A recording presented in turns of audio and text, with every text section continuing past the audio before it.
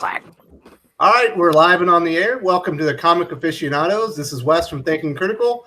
Welcome to the panel. Today we've got Lance, first time on the show. How you doing, man? Oh, good. Thank you. I'm sorry I missed your name again for a second. Wes? Wes. Wes. Okay. Hey, how's it going, Wes? I'm doing well, thanks, man. Returning to the panel is our retail expert, Pele. How's it going, brother? Oh, going fine. I'm still working on my kidney stone, but I'm here. It's good. It's good. Sounds awful. All right. So also we got the man with the coffee. How you doing, Jeremy? I'm doing pretty good. I got my special coffee out today. I'll show Like you a real quick. Peruvian blend or something. Oh, it's delicious. It's that coffee that they dig out of cat shit. You know, with what is that? This coffee bean. Cats eat it, and then I don't know. It sounds terrible. That's a real thing? I don't want to know about that. It's a real thing. Sounds I thought you were just Japanese or making fun of something. my coffee. What do you got over there? Medium or light roast? What is this? It's a dark. It's a dark Okay. roast. It's That's my what I'm Chuck having right Wendig. now. My What kind of roast is it when a cat shits it out? Yeah, I don't know. It's a cat roast, huh?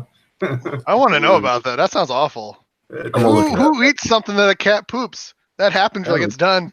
I'm not Well, eating they that. wash the beans off, but it goes Oh, through thank the God. back to the cat. Yeah. They run it under the I sink. just can't. It's not a I big can't deal. get over that quote that Wendig said. Eat a boot covered in shit. Like, what does that mean? I still don't. Who It's eats liberal boots? humor, What is you know? he? It's a I don't little know. Wendig humor. If you read his novels, you'll see he's not very funny. But Strange guy. so I think the doc is indisposed at the moment, but he's also a member of the panel. I'm here. Oh, well, Doc, how you doing? He's the co-host of the Aficionados. I'm good. Yourselves? I think we're all not doing too bad. I got my cat shit coffee. I'm good to go. So All in the right. chat, we have the real Comic Stacks. He's a fellow YouTuber, fellow vet of the military as well. If you're not following his channel, you should definitely go check it out. He's a great guy. He has lots of Marvel content, and he's real fun. Hopefully, we'll have him on the show here real soon. So today we're going to talk about DC Comics, the good, the bad, the ugly, kind of like what we did last week with Marvel, but we're going to start out with DC this week. So Lance, since you're new to the panel, it's your first time. What's good in the realm of DC Comics for you, man? Well, right now, I am a DC. Just that's my thing. I love DC. Those like Paul Dini shows and stuff. Right now I'm only reading 2, and I'm like, come on, give me more DC. Like I look at all the solicitations. I take chances on books all the time.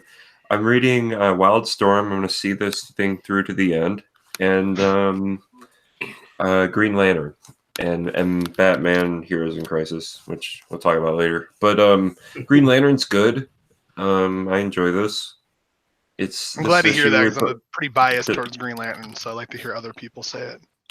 Yeah, like I read all the Jeff Johns era. I read all that. I read the Neil Adams stuff, and I'm reading this. I think this would comfortably fit in the good runs of those. This was a pretty good issue. I don't know. Sometimes with Grant Morrison, you're waiting for him to like really like click into place and just blow your mind. This issue was solid. I don't know. Sometimes he just seems a little off to me. The writing, the art is stellar always. Liam Sharp doing a terrific job on every issue.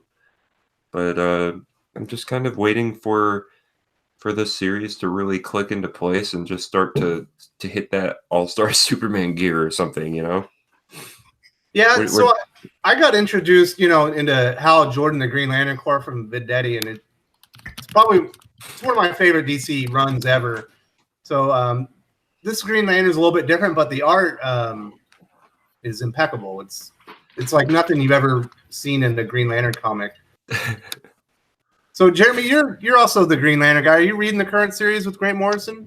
I haven't read this week's, but I will. It's on my to-read list. But no, I'm definitely digging it. But I always tell people, don't take my opinion objectively about Green Lantern because I will just love every issue no matter what. So I'm very happy to hear Lance likes it and other people are starting to like it too.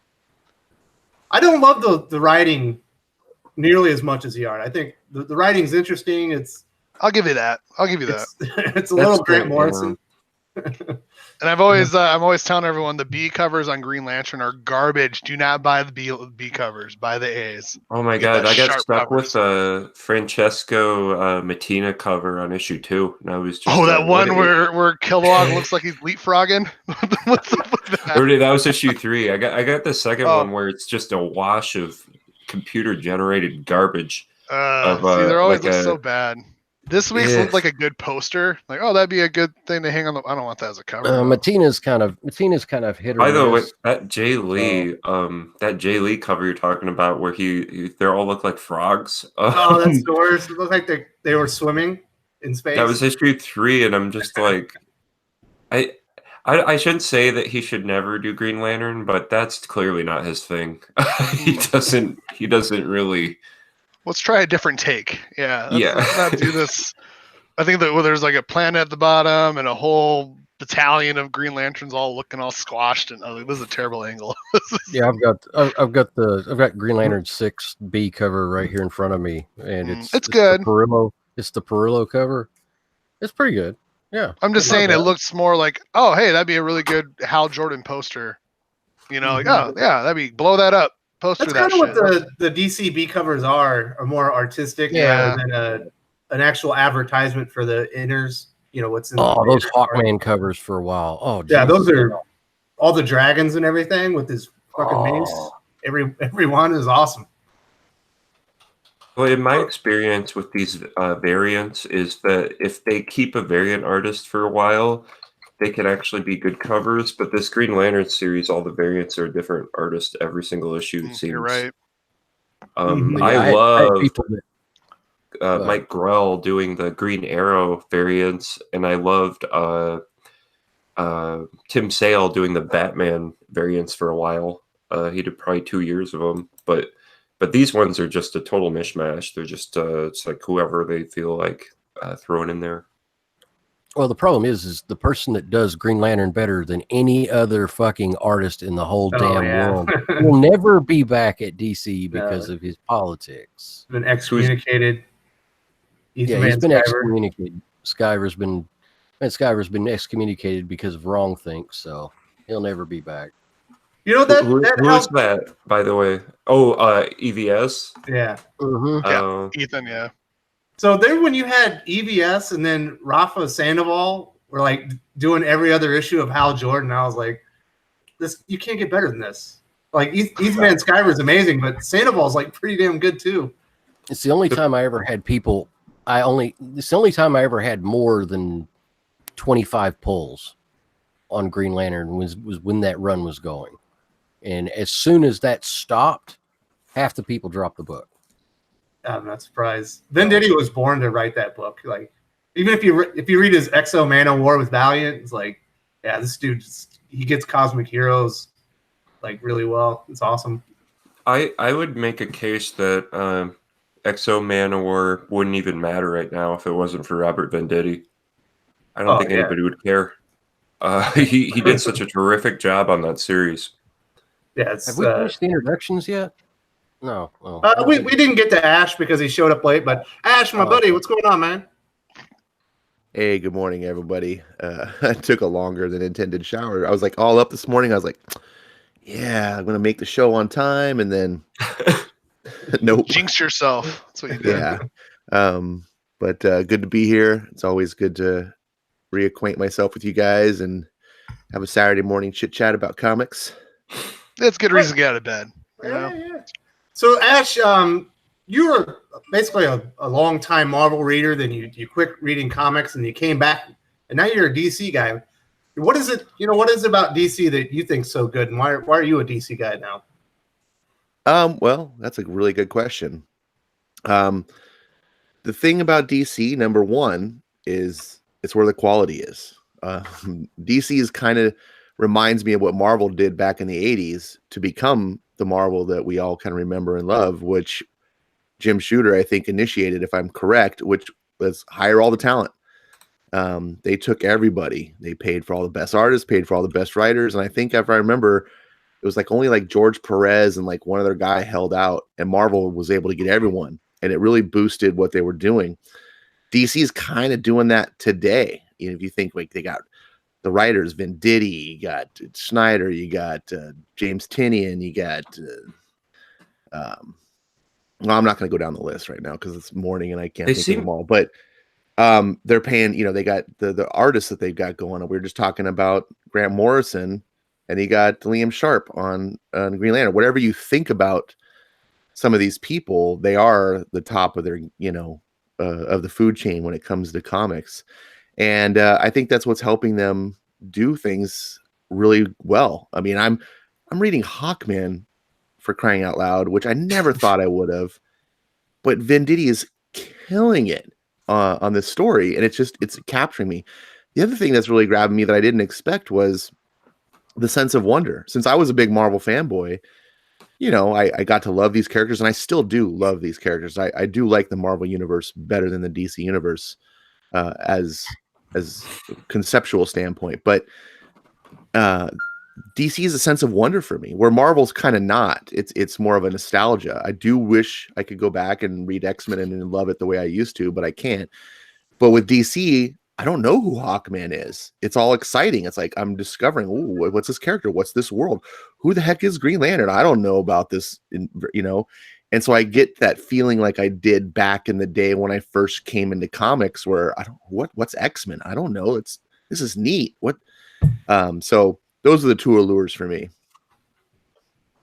Yeah, so I'm more of a DC guy myself. I really have enjoyed that Hawkman run. I think Venditti would kill it basically on any character. I even like his Freedom Fighters. I think is even really good. It's like it's not really selling much, but as far as story quality, it's like top of the heap.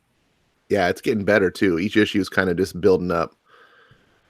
Yeah, I read issue 1. I was like, I'm a little disappointed, and then when I came back for issue 2, I was like, okay, that was just a setup issue to build everything up from. Is it good though? Because I'm kind of sick of the whole Nazis have taken over America trope. It's getting kind of old.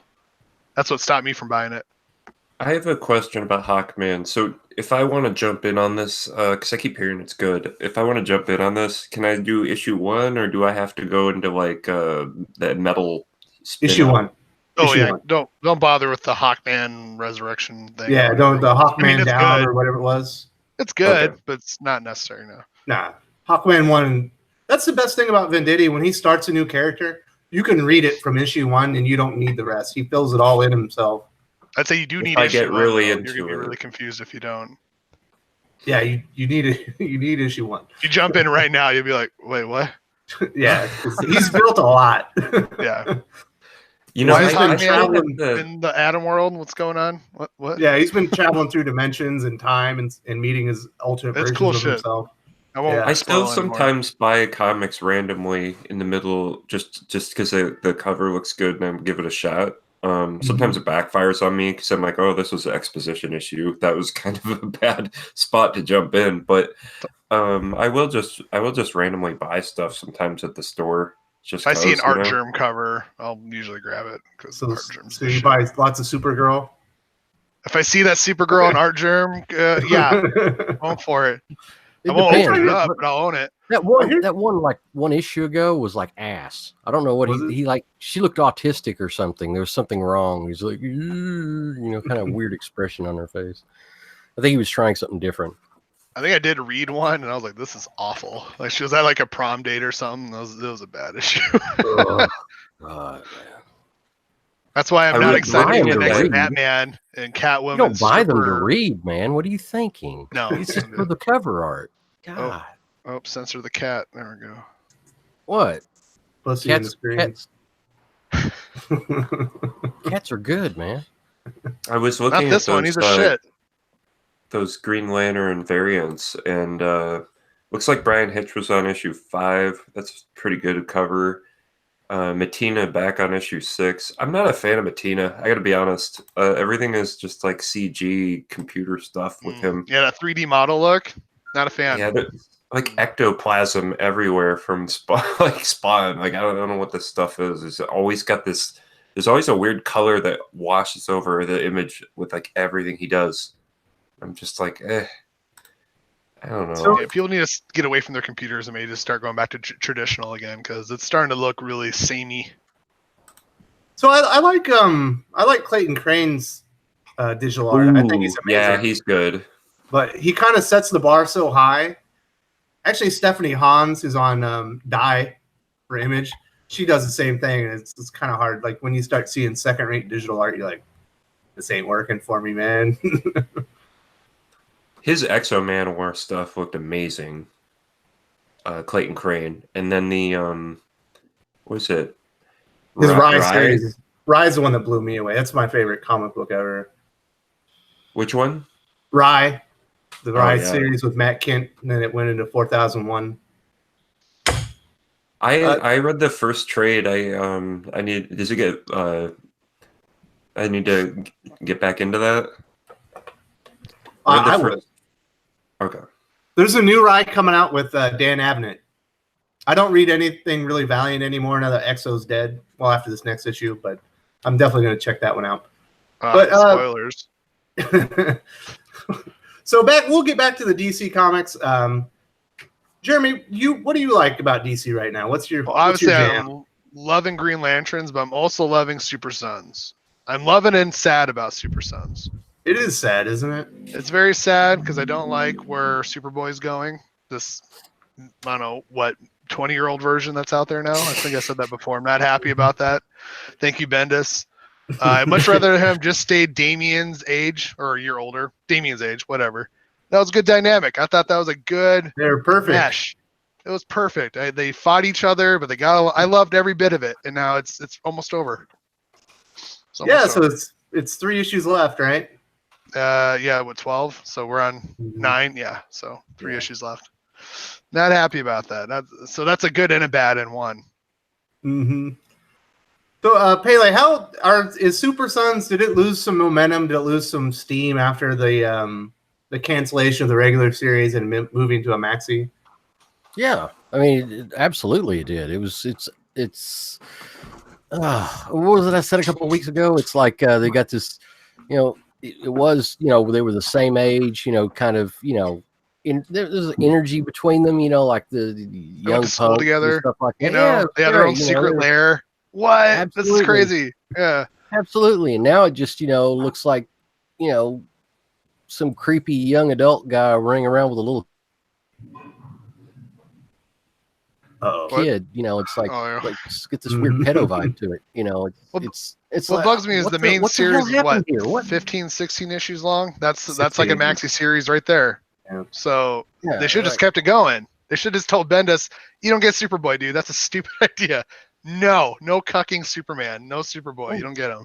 Did anybody read the weird Super Sons graphic novel, like YA graphic novel they just released? Oh, it didn't look good. I saw it on the shelf. Bad. They put out that. It looked like some weird manga thing, and I was like, I think there was a third one. I'm just no. I'm sorry. Bendis sucks ass now. Well, that's what he does to things. He just ruins stuff.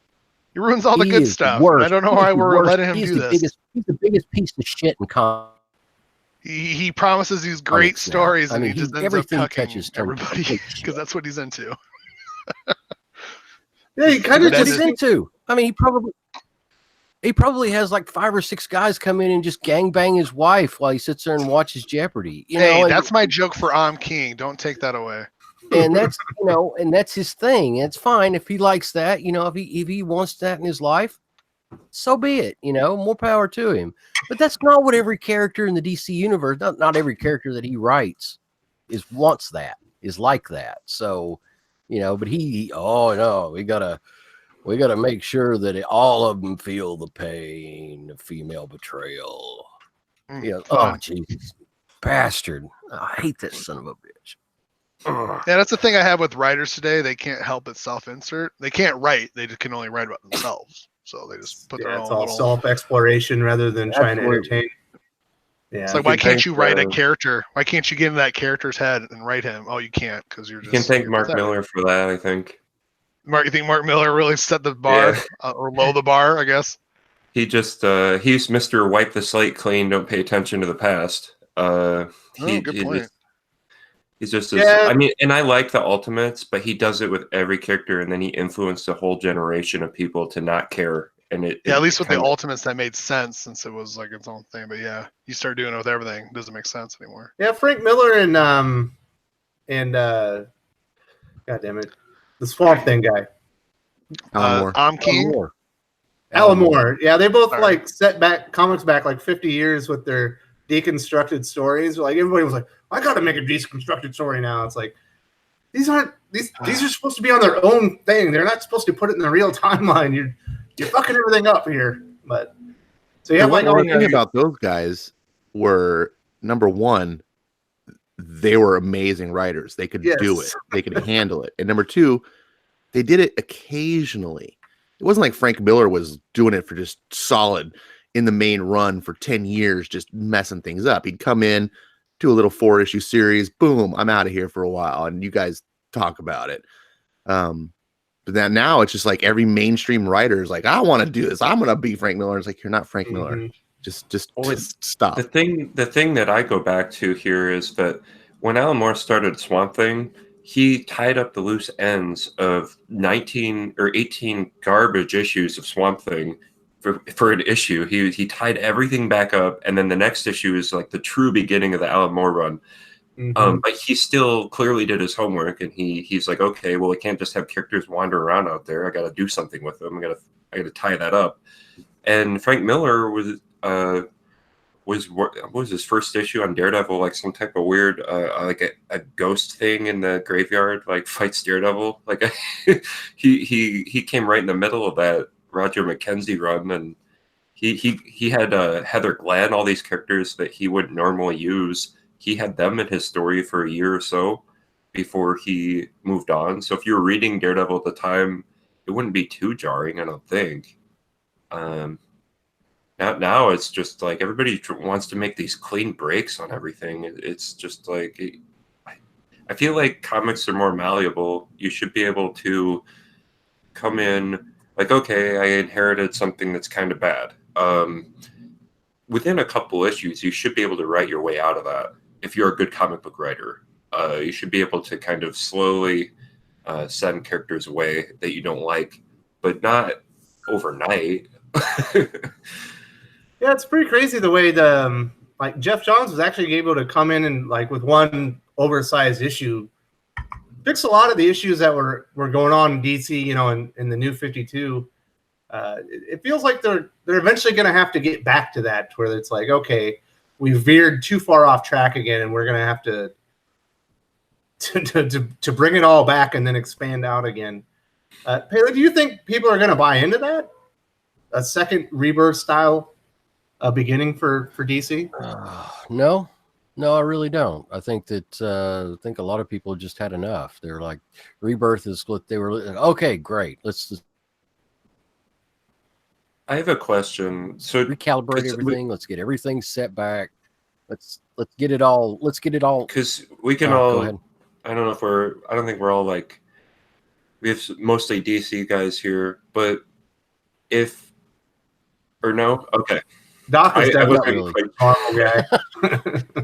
Try to get the lay of the land here, but Marvel's always like number one with sales. I put that in quotes because I don't really know how these sales work. It's like items shipped. It's not really items sold. Do you think DC may actually be selling more actual issues than Marvel, and Marvel is probably just shipping more, or what? No, They they both overship, and they both overship, and most people order more than what they need anyway. So they're both in the same camp with what's shipped and what's sold. I mean, but Marvel has more series, and they have the MCU. Marvel has more series, and they have the MCU. So it's basically like people. I know people still that are ordering Batman. They'll order 50 copies of Batman, and they're only selling 10 copies of Batman. But for some reason, they're still ordering 50 copies of Batman a month. I don't know why. You know, it's not for an incentive cover. They're just ordering 50 copies of Batman. So it's like they're in this habit of doing that. So there's a lot of, I mean, both companies are like that. Like this is, this is what's shipped, this is what sells, this is what's dead on the shelf, and ends up being in a bargain bin. Now Batman's in the unique position because people don't want to put regular Batman issues in the bargain bin because they think that it has some type of cachet. It has some value in the future. But the problem is with Tom King right now writing, is that a dipshit's name? I think it's King. Yeah, Tom King. With King writing, there is no cachet. There is no future value there. He's started out decent, and now you have this degradation of subscribers every single week, every single month, every 2 weeks that it comes out. I have one person, maybe two, saying, I've had enough. It started out with 72 people with Batman on their freaking pull list. Now it's down to 35, 36, something like that. And it's like every 2 weeks, one more person. Who decided that this guy should have 100 issues? This is driving me crazy. I don't get it. Like, I don't know what satanic blood pact Tom King made, but Jesus Christ. He's the one that decided. Yeah, he's the one that put on the knee pads. Chuck Dixon maybe did 100, and he was a legend. Tom King is just a completely mediocre writer. Yeah, 5 years from now, we're going to be looking at the dark time of Tom King. Batman, yeah, it's the dark. We're living in the dark time of Batman right now. The end of Scott Snyder started to be dark too, though. I mean, the last 2 years of Snyder on Batman was rough. Was it issue 68 that we're up to now, where Catwoman's going to the strip club? I don't care. I'm always trying to get people to go to the comic shop, and here's Batman crying on the phone because he can't get a hold of Selena. And I'm like, no one wants to read this book, man.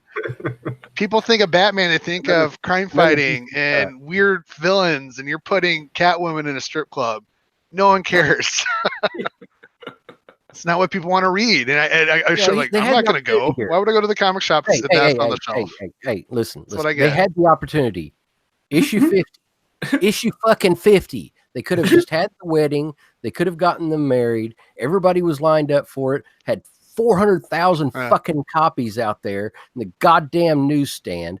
They could have sold 400,000 copies, had 200,000 on reprint if they just had the fucking marriage. Would have been good. I think a lot of people would have just been happy if Selena and Bruce got together. You can't do that. So then they had to do a refund fucking program, and then they had to take back over 2/3 of the fucking issues that they sold and ended up throwing the rest of them. How does he still have a job? How do you still have a job after that? He sucks dick. He must be really good at it. That's all I'm going to say. He must be really good at blowing people because this son of a bitch is not right. So you really like to step in and talking. Well, his whole master plan is a retread of Nightfall. It's driving me crazy. It's like we know Bane is lurking in the shadows. It's going to come in and beat Batman and make an imposter come in for a year. Like, we've seen this coming forever. Like, we know it's going to happen. Don't care. Nobody wants this again. I'm sick of Batman being taken off the plate for a year. I hate it. It's like, no, I don't need Batman to die. I don't need Batman to lose his cowl. I don't need somebody to step in. I hate that storyline. I didn't like it the first time. I don't like it now. Like, I didn't like it. I don't even know who. You don't also think if you're buying a book that says Batman, you want to read about Batman. Yeah. Jim Gordon was the worst Batman of all time. That was horrible. I read that. Yeah. It was just god awful. So the weird thing about Tom King is, so I've read a little bit of his Batman, you know.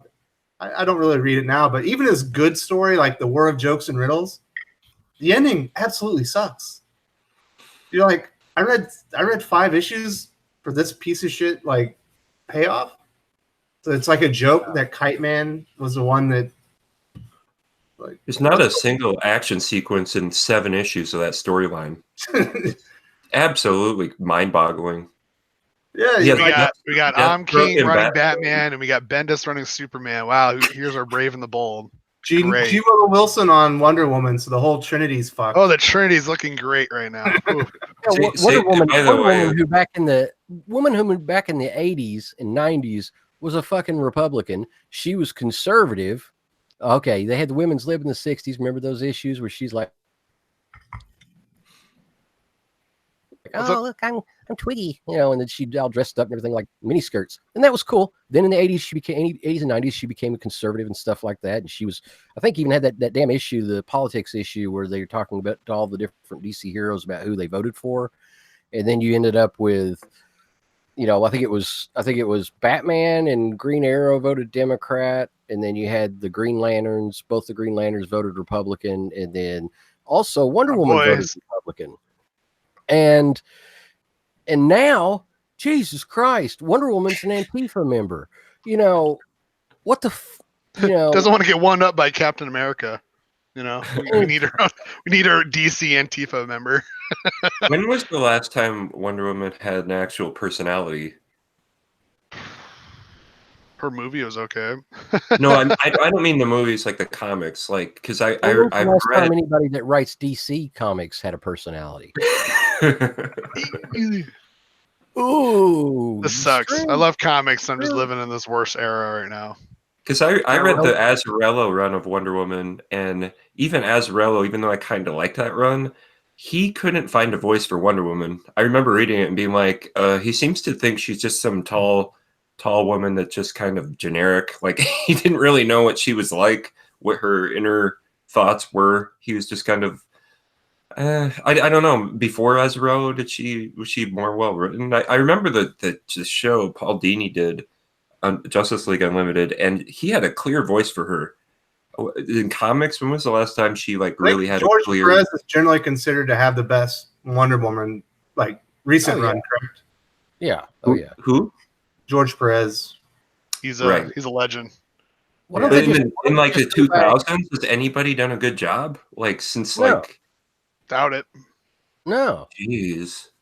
I can't stand her right now. Chip Zdarsky. That's what rough. about Chip? Pull a Chip Zdarsky like they did with Peter Parker Spider-Man, and let him have Wonder Woman. Let him have Wonder Woman for 5 issues where he does the art and he does the story, and they would get back at least 80% of the old subscribers back. They would reboot that character without actually rebooting. They could bring that character back, but it is mind-boggling that they brought in G. Willow Wilson to sell a title since she's never sold any title. Why big name like Wonder Woman too? Obviously it was a political move, big time. Clearly, you see that sales just plummeted.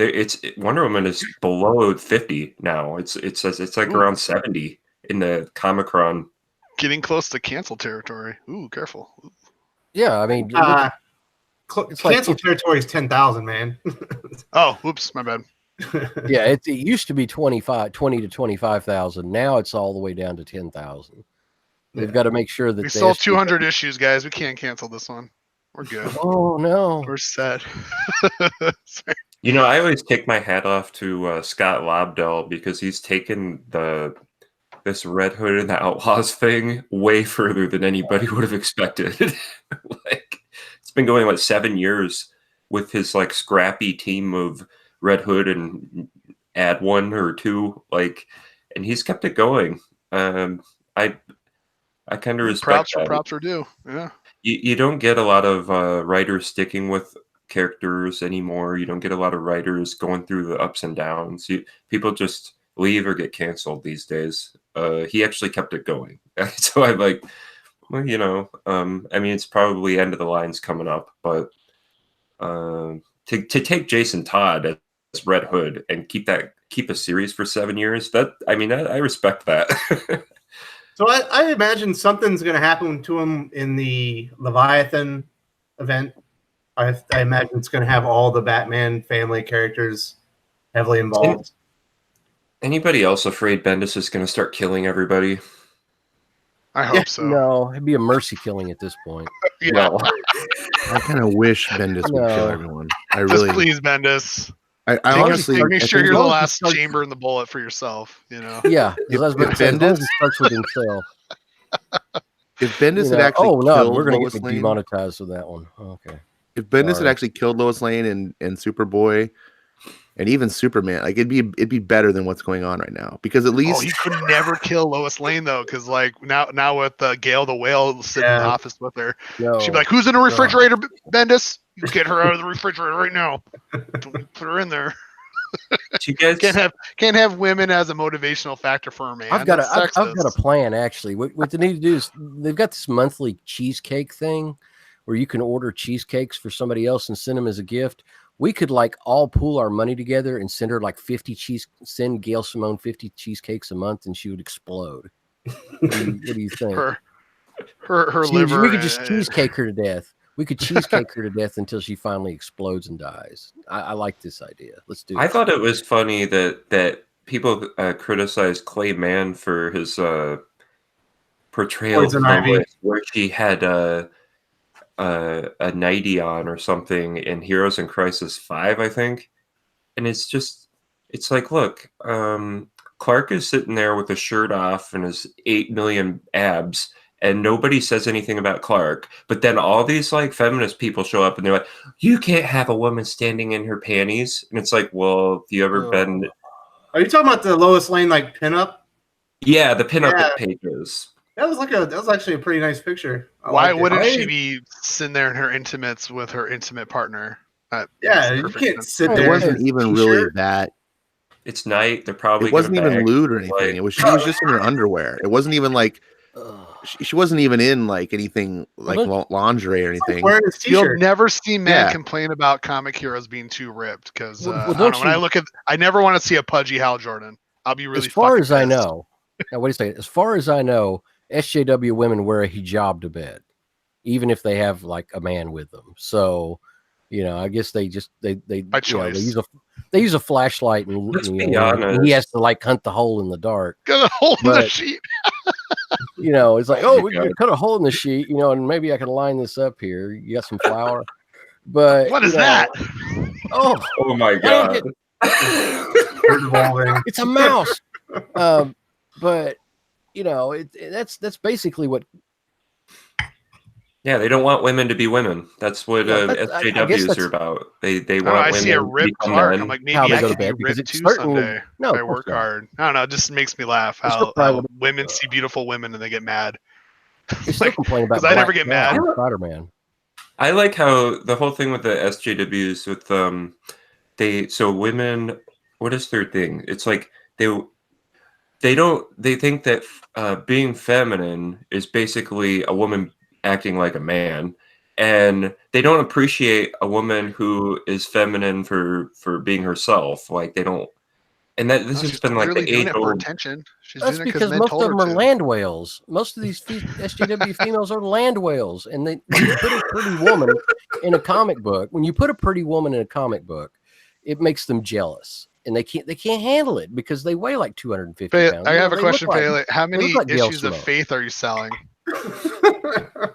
Oh my god! Is that one with the image with the blue and white?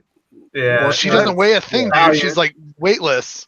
She's like a size 500. Yeah. 500. That was such a ploy. And how many issues are flying off the shelves? I've not seen an issue. You order as many as her weight, huh? Wow. There's not been an issue in my shop in over a year. So, do you remember those issues of Spider-Woman being pregnant, where her stomach was out like in every issue, and it was just like, who is buying this? Nobody. Why is a pregnant woman out fighting crime? That's weird. Exactly. Like it was weird. And now I don't. That doesn't bother me nearly as much as like that G.I. Joe, the Antifa G.I. Joe that was, had the like 250 pound, obese. Oh yeah, Marines. She's all standing there like this, all chubby as fuck, and she looks like she looks like a roadhog. Like you need to hit the streets. You got to lose some of that pounds, man. IDW started to have fat judges in Judge Dredd. It drove me absolutely insane. Oh, I remember that. I love Dredd too, so I had to stop. Even 2000 AD is bad right now. I can't even stand it. Well, John Wagner has lost his mind. Like he needs to leave his own character. he's just absolutely been ruining it for a long time. Gotta be PC, man. That's why he's doing it. Gotta stay politically correct. You know that Well, storyline? People Oh, say you it heard was about how they were? Oh, go ahead. I always see referenced the Judge Dredd America storyline was the greatest storyline ever, and I think it's the storyline that ruined Judge Dredd. I think that if you read America, it's like it's actually a decent story, but it's when they turned the whole fascism angle on its head and took it seriously, and that taking fascism and Judge Dredd actually seriously from that point on ruined that character. That character was never meant to be serious. It was always a satire. It was always humor, always action. And then they made it serious and they turned Dredd into a villain. And I have not liked that comic since. Yeah, Dredd should be Uh, funny. Like the glorification of how fat Yeah. Americans are getting, like how it's a competition. Come on, that shit's just funny. There was a comment in the comments here, Gateway into Comics, talking about, I am buying every Justice League Dark. I love it. My girlfriend and me both reading it. It keeps getting better. Now, what's interesting there is the Wonder Woman in Justice League Dark is cool. She's That's Wonder good to Woman. hear. She looks like Wonder Woman. She acts like Wonder Woman. She's Wonder Woman. That's not what you Tinian. get when you buy Wonder Woman. That's not when you buy, not when you get when you buy G. Willow Wilson Wonder Woman. So either she's Thing a is, when you got something like or G. editorial Willow in on any DC book, enforces I just feel broke. like I'm gonna get lectured. Whenever I see her name on the book, like, oh, that's just a lecture. No matter what this book's about, I'm gonna. Well, get you're not going to lectured. get the Justice League Dark. You don't get that. You No, don't- yeah, you but don't How get are Wilson, you her gonna? name's How on is somebody like G. Willow Wilson gonna write Wonder Woman? This character was created as like kind of like a bondage fantasy for this writer back in the 40s. Like she's tied up. She has to. Oh no! I have to get off of these chains. Like, and then now you have a I gotta go writer back who. and read some Golden Age Wonder Woman. It sounds. Oh, like. you do? Like, yeah. Oh, And yeah. now you literally have a writer who will not have a situation where two people are intimate together unless they're married. So that's kind of rough. That's like, how are you gonna like actually have characters that are fun? How can you have a character that's a big women's liberation character and then have someone who's gonna can't. write it wear a hijab? So Yes. sorry, just gonna put that out right there. I mean, it's Well, like how- dancing around that, but that's the issue. Like, it doesn't make sense. I think that's some bullshit. how can you have? Well, it's another thing. How can you have people in a slut walk and Muslims marching in the same damn parade side by side and not realize that there's this incredible conflict of interest right there? You know, that's the left. That's the craziness of the SJWs right now. So it's like, you know, they won't admit that, you know, they are the repressive party right now. You know, this is the repressive element. I always say they're Yeah, regressive, not progressive.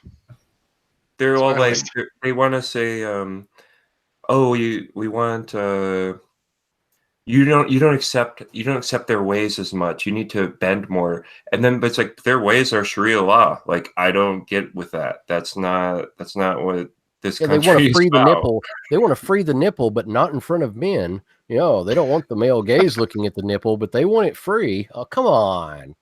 It's I know that- absolutely I honestly pathetic. think these people. Do you remember that movie THX that George Lucas did? Ooh, I tried watching that. That was bad. Yeah. It's a Yeah, it's terrible pretty movie, but It's I a honestly terrible think they want us all to wear those shower caps and live in that like cubicle type of world where it's like kind of this like Crooked. cheesy. Well, we're getting closer and closer to a Demolition Man future. I'm telling you. We are. Everything's Taco Bell. Yeah, The everything's three Taco clan- Bell. Can't have sex. You gotta have the weird sex sensory helmet. Can't Ajax. swear. Yeah, it's gonna be crazy weird. Can't have a burger So what, because everything's they've getting got all the food war on being outlawed. reproduction right now. One of the things is the war on reproduction, because God forbid anybody that's white actually has babies. So, you know, they've got to do that because of climate change or some stupid shit. Did you see that one chick's post where she was blaming pregnancy all on the man? You guys are the one that nut. And I was like, you're the one that took it. You take some responsibility for your life. What are you talking about? That's the They other have great part feminist about responsibility? SJWs. Oh, Jesus. SJWs don't want to admit that hoes exist. Let's be honest. SJWs embrace the thoughterry. That's what they're all about. They're like, yeah, thoughts. That's what I am. I'm like, all right. All right, guys, let's get back to comics. Yeah. So No, I want to talk about thoughts. Let's talk a little bit more about good DC.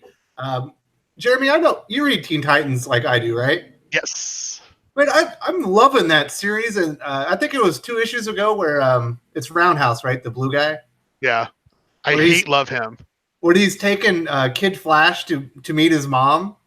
It's like, oh, watch out! She's gonna tell you to put salt on your food, but it's already salty. And then she's like making all kinds of like racial jokes, or I don't think they're jokes, but they landed too. They didn't feel forced. Yeah. They landed. They were really hilarious.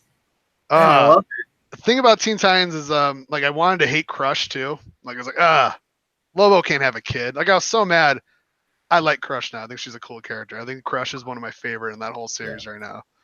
So they're doing a good job. Everyone should be reading Teen Titans right now. It's good stuff. That's awesome. Well, the problem with Teen Titans is if you read Teen Titans, you also have to read Deathstroke. So you do right now. I'm not reading Deathstroke though. I'm not because it looks boring. I've heard nothing but great things about Deathstroke. And I have to. Or you lose half the storyline. I'll skip it. I'm okay. I'm all right with that. I just want my teams. But that's the problem, though. It's like it balloons out from a $4. It balloons out from a $4 book, $4 story to an $8 story like that. So that's the point. I like Deathstroke until they did the like Deathstroke versus Batman story arc, and I was like, we talking about, was that where he was going to be Damien's father? Yeah. That was stupid. This was too convoluted, and I bounced out of the series. That was just wedding fodder. That's all that fucking shit was. So stupid. I fucked her too, Batman. I don't like about Teen Titans is they're doing the same thing that I think Miss Marvel is doing in Champions, where Damien has his own like private prison that he won't tell anybody about. Why do they keep having to do this stupid story where the kids are holding adult villains hostage in like a basement? See, I'm not reading Champions, so this is news to me. But anyway, that's one of the that makes sense for Damien, really doesn't it? That's the only problem I've really got with Teen Titans is the associated, the kind of implied thing associated that you have to buy these 2 or 3 other comics, and that puts people off because it doesn't seem as self-contained as it should be. DC's been doing that lately. They did an Aquaman Suicide Squad crossover. They did another Aquaman. Was it Justice League? Yeah. They've been doing like little mini crossovers for like. Yeah, they did the Witching Hour with Wonder Woman. And then they did the Drown. That crossover with Aquaman. Justice League Dark. Those are kind of one shots, though. So I don't. I want to stand up in defense of DC for this though, because Tear Dash. Well, friend, I don't care about Teen Titans. I hate Teen Titans. And Deathstroke, I keep seeing every month on the shelf, and I keep regretting not buying it because everyone tells me like how good it is. It has great covers too. Yeah. So I don't buy it. But when I look at it, I say it's 2 issues of Deathstroke and 2 issues of Teen Titans, and you have a story. It's a 4-issue miniseries is kind of a way you look at it. If it came out as a 4-issue miniseries, I don't think anyone would complain. But then we complain because we got to buy a book that we don't want. It's a very mild crossover promotion to try to get people to branch out into other books, which has been happening for decades. No one complained in the 80s when they did it or the 90s, but I feel like we want to complain about, and I'm not picking on anyone here or anything like that. I'm just saying in general, comics fans want to complain about every little thing that annoys them. It's heightened because of the atmosphere in comics in general, because of the low quality, because of the industry, whatever it might be. This is why people buy. This is why people are buying Deathstroke right there. I mean that's it right there, because that is a pretty cover. Well, that's assuming your webcam's not the best, but people. I actually hear from fans. People are telling me that they love what Christopher Priest is doing in the writing. I keep hearing the writing is fantastic. So I don't know. I'm not reading it. I'm just hearing things. Well, maybe I should start. I guess I've never really cared for Deathstroke. I just like him as a villain. I guess I just didn't feel like buying his book. Maybe I should start buying it. He's definitely not a good guy in his book. No, that's fine. I know. I just like him as the villain of the week. Oh, he's not even an anti-hero. Yeah. He's just a. What's that? villain Just cut out. that sometimes teams up with Yeah, heroes to do. Pele's Hello, Mike's been my mic's not working. You're here and you're there. yeah, just at the very end of some of your sentences, you're cutting out a little bit. But Okay, here so, with heroes. So yeah, I like it. I liked his. Sometimes he cucks Batman. His Christopher Priest stuff, like I said, until that Batman versus Deathstroke like event thing that they did on it, I didn't like it. So I did pick that up, and I think that's kind of what turned me off a lot about Deathstroke. Yeah. I was like, this is stupid. What did as a Deathstroke reader, or do you read Deathstroke? No, I don't, and I don't want anyone to think I'm giving testimony to Deathstroke. I'm just saying I hear from a lot of other readers This is that the first Deathstroke I'm has hearing been fantastic. of A lot of people positive recommend it to talk. me, so I Oh, don't know. okay. testing. No, I wanted to check it out when Dennis Cowan was on there because I actually really like Dennis Cowan. He did great art on The Question back in the 80s. So it's like I really should have got those issues. Now I'm kind of like, good luck finding them. But I like that style though. He was a good artist. Was everybody excited to see The Question re-entering the DC universe? And was that Where'd he Action come back? Comics? Oh, that's probably why I didn't know about it. It was, It was the best thing about that issue. it was easily the best thing. That was like a really boring issue. I was like, oh, this Question guy is really interesting. I like him. What happened? What happened? I'm just kidding. Superman went to go check on Lois Lane's father in the hospital, and there was Question sitting next to him in the hospital. Was doing a little interrogation, so they're prepping him to be in the Leviathan event. Oh, So I'm okay. not really familiar with Question. I know that's who Rorschach was kind of designed after, but Really, the most I know about him is from the Justice League Unlimited cartoon, so I have not read much of him. I would say at this point, Rorschach is just like, I know he, as you said, he's designed after him, but at this point they seem so different to me. Like, even though they're similar, I wouldn't consider the two to be very close anymore. Like Rorschach's kind of like just he's a psychotic. Yeah, he's too Douche. psychotic. He just I'd rather I have like the new Question. Rorschach. New Rorschach is not as psychotic as old Rorschach. So Yeah, did you notice he didn't have the what's that a cravat or a crevasse? It's like a tie. It's like an old tie. He didn't have the purple. He doesn't have that. I wonder if they must have left that out for some reason. I don't know. I always thought that was a cool. It's a whole new character. it's new guy. It's his son, Yeah, but I thought he was black. he is. Well, he's half black. Well, I Well, haven't got that really far. I uncomfortable, stopped so reading bring the up. story once I realized how long it was going to take to end. So I have all my. Oh, the new issue came out this week. Oh, I missed it.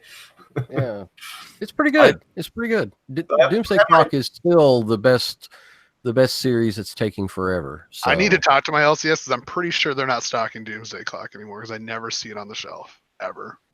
Really? Because it sells like 90 or I it's like never 90,000. see it on the shelf. I just gonna was be just there honest. Wednesday. This could Well, be it a really sells weird out. reason to keep reading Doomsday Clock, but I've been reading it just because I like Mime and Marionette. Like Those two characters are awesome. They're really cool, and I I keep reading it because I'm keep waiting. I'm for a floppy guy, but I got a feeling Doomsday Clock, if I ever read it, it's going to be in a trade because I don't have the patience to wait for It's kind it. of made for it now. Well, I keep ordering it because I've got like 50 people that scream at me every week asking me When's the next one? when it's Yeah, next Pele, issue's why aren't you coming getting out, these so. issues out? What's wrong So with you? wait 6 weeks, Pele. What did you do that for, Oh, I am. asshole? It's all your Wait. fault.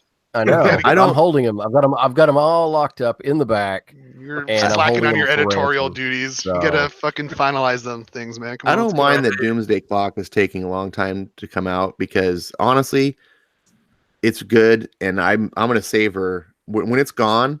I think we're gonna miss it. My problem is that DC isn't kind of following it up. They're not. They should be surrounding Doomsday Clock with things like the Button. You know, remember that story, the Button that everyone loved. that was 3 good. years Actually, ago. Yeah. They're like, Three like a years year and a ago? half ago, like, or what? Like, they need to keep doing that. They need to keep having stories that are that are kind of connected and like, hey, the Doomsday Clock, here's these, it's affecting the world. And DC's just seem to kind of forget the Doomsday Clock. Well, And the so problem we is as fans kind of They forget can't the do it Doomsday because Clock. they don't know when the next issue is really going to be out, and they have too many problems, keeping the other writers in the loop of when Doomsday Clock's going to be coming out. So it's like, okay, well, I need to write a Doomsday Clock tie-in, but if I submit it now, that means it probably won't be published for 4 or 5 issues. I don't know when this is going to happen. So it's kind of hard to do that. Well, they don't necessarily have to do direct tie-ins, just stories that are related to the reference. continuity. But So the at problem is, least it's connected, and you as a fan feel like, hey, there's actually something happened. Doomsday Clock what? actually That's a matters. good point. When you have a title that sells 150,000 issues, it's not rocket science to actually have tie-ins. Like, that does make sense. Yeah. I wonder why. Doomsday Clock is supposed to be the culmination of Rebirth, but now Rebirth died with Metal, and they've gone in a whole new direction. So Doomsday Clock, is almost pointless from where it started. So I actually don't think they know what they're doing with it or what it's supposed to do. Right. You'd see back that Snyder horse instead.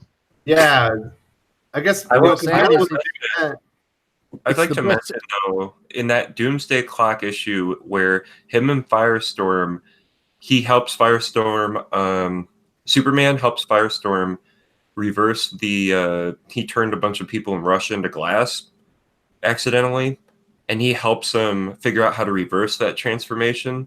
That scene was the best I've seen anybody write Superman in forever. He's just like, I believe in you, Firestorm. I'm going to stand here, and we're going to do this, and we're going to get it done. And Firestorm's like, okay, I'll try. And he does it, and they save the kid.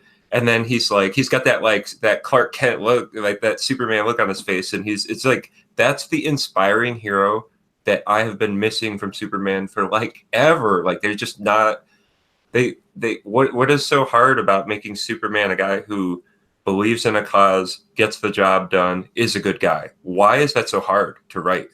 That sounds like a good, solid story to me. Yeah. Well, I'd read because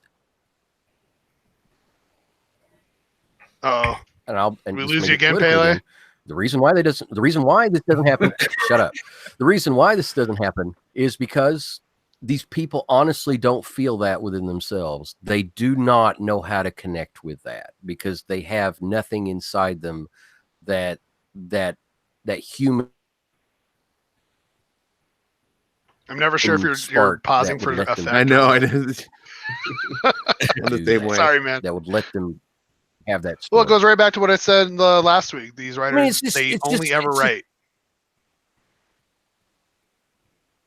But Yep. They don't have it within them to actually write this stuff. They don't. well, they just need to go out and get some real jobs that aren't writing, and then they could start learning. Get some real life experience. We might be able to apply that to your writing.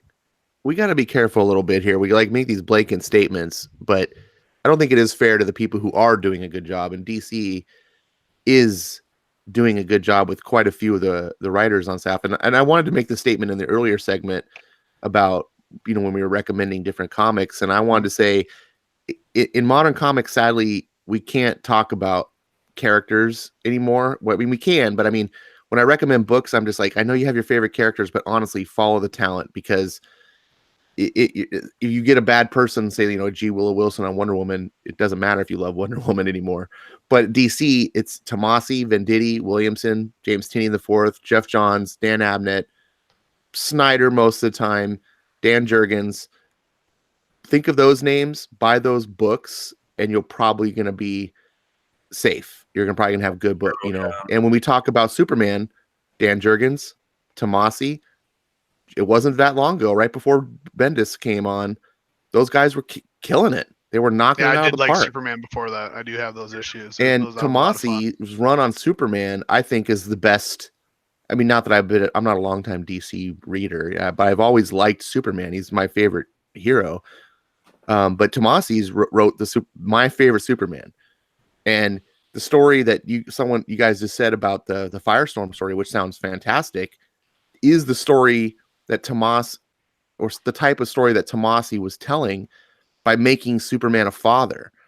He was constantly able to have these great stories with 10-year-old Jonathan, where he had that fatherly figure, that heroic figure that, like he was with Firestorm, he would have constantly with Jonathan. And Jonathan was still learning his powers and not able to do things, and have that, I believe in you. You can do this. Like, and it was uplifting. It was fun. The problem is you end up then with Mark Waid following up with that and just fucking it all up. That's the problem with DC.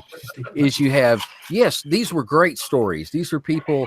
These are some of the amazing DC storylines that define them as a company in the modern comics era.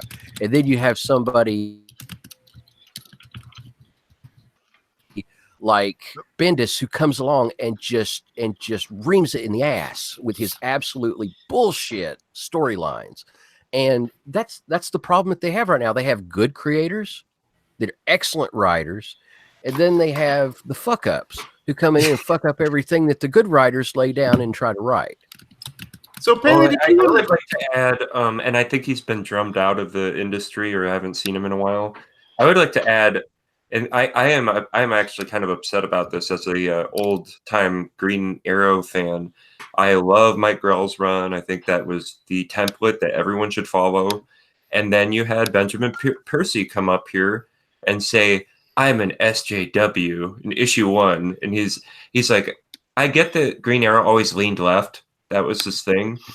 But he wasn't like crazy about politics. Like, there'd only be a political issue once every 10 issues in the Mike Grell run. And that's when it sold. Like, every run on Green Arrow, in my opinion, exists because of what Mike Grell did in the 80s, when he was kind of doing that mature readers, Daredevil, Frank Miller Daredevil, street level, hardcore type of thing. And what I loved about Mike Grell, he said when he took the job, he went out and got a longbow, and he learned how to shoot it because he wanted to know what it felt like. And that's a cool dedication. I didn't know that.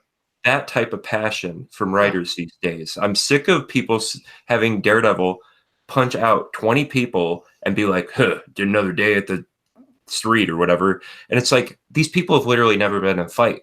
I would like, I'm not saying go out and fight people, but I'm saying like, go hit a punching bag and then then write Daredevil. Like, I would like to see a little bit more dedication to details in these comics, Well, I didn't know about that longbow thing. That's what they did on the Daredevil, like on season 1 of the Daredevil TV show. That hallway fight in episode 1 or 2, the first hallway fight, where you could just see the exhaustion on him from, he kept fighting these guys, but you could just see him getting more and more and more exhausted as the fight went on. You didn't know he could make it. You were worried for him. Yeah, and that's something that modern writers don't seem to be able to do. But they're not video game characters. That's the thing that's driving me crazy. They're not when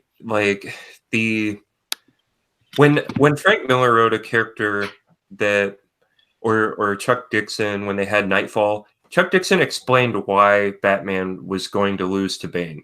Tom King is not doing that. Tom King's just like, and the Joker beats him up. And it's like, why is the Joker beating up Batman? That doesn't happen ever. Like, not in a fight. He should never win in a fight. Like, Joker can make some traps and I don't think you're too far off. I've seen Tom King post some of his scripts, and they're pretty much just like, and then this happens.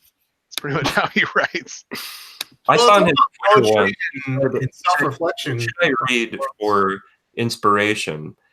And I told him to read novels, because he was looking at Born Again and Watchmen and all this stuff. And I'm like, you are just going to perpetuate, if you keep reading the best graphic novels of the last 30 years, you're just going to be part of the downhill slide. When Frank Miller wrote Daredevil, he was a huge pulp fan. He had all these influences from all over, different kinds of art. He had a Japanese type of, I don't know, he's obsessed with ninjas and samurai culture. He had all this stuff going. I know. That's good though. Tom comes in and he's just like, well, I have to read year 1 and then write a Batman story. And it's like, you're only going to fall short of year 1 if that's where you're coming from. Yeah, make yourself look bad. So, What were you going to ask before? What were you going to ask before you got Pele, cut did off? you want to start talking about what you were talking about on social media earlier? The bad news about Superman, the first time in your history. My shop has always been not hugely big, not hugely on Superman, but they've always been dedicated fans of Superman, and my dad's one of them. He's a huge Superman fan. He through the all the different runs, all the way back to my dad was a fan. God, he was buying Superman back in the 60s, 50s, 60s, all through Crisis, all the way up to now. And now he's canceled his sub on Superman. And it's not only him. No one, I'm going to pause for dramatic effect here so people get this. No one is buying Superman now at my shop. Not a single person has Superman on their pull list anymore.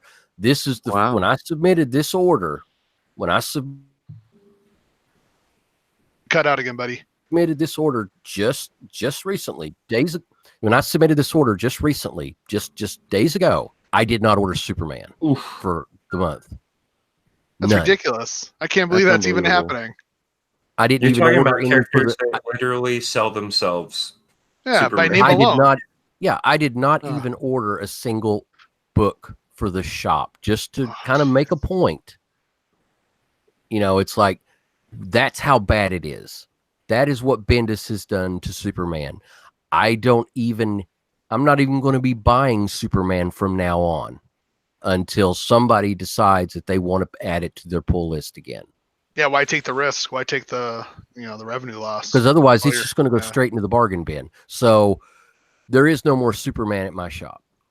And that's not because weird. You have a thing against Bendis, right? Like, you want to sell Superman in your shop, right?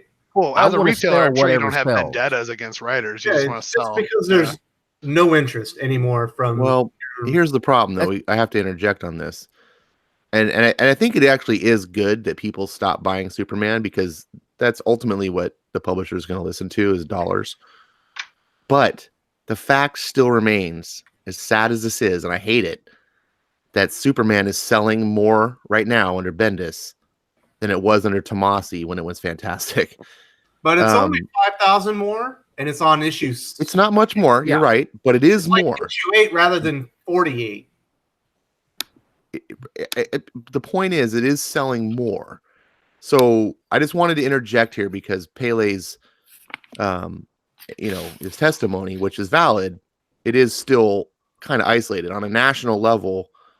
It is selling better and I'm not trying to discount his testimony thing, but it is important to know that this is part of the problem. As long as Bendis sells more, then DC doesn't really have a reason. We have a big box comic shop. We have a big box comic shop in my city. Okay. I would say that they ordered 100 issues. No, wait, they ordered 100 issues of Superman last month for the issue. I think it was issue. God, what issue was that? It was issue 9. Yes. They ordered 100 issues of issue 9. They have 88 still on their shelf. Now, that means that Bendis is convinced retailers cut out again, bud, to buy his books, but he's not done dick. But he's not got anybody that's actually still buying his book, as far as customers, at least not in the same realm as what's distributing right now. Sorry, obviously, I can't attest to that. My point is, money is going to DC for the books.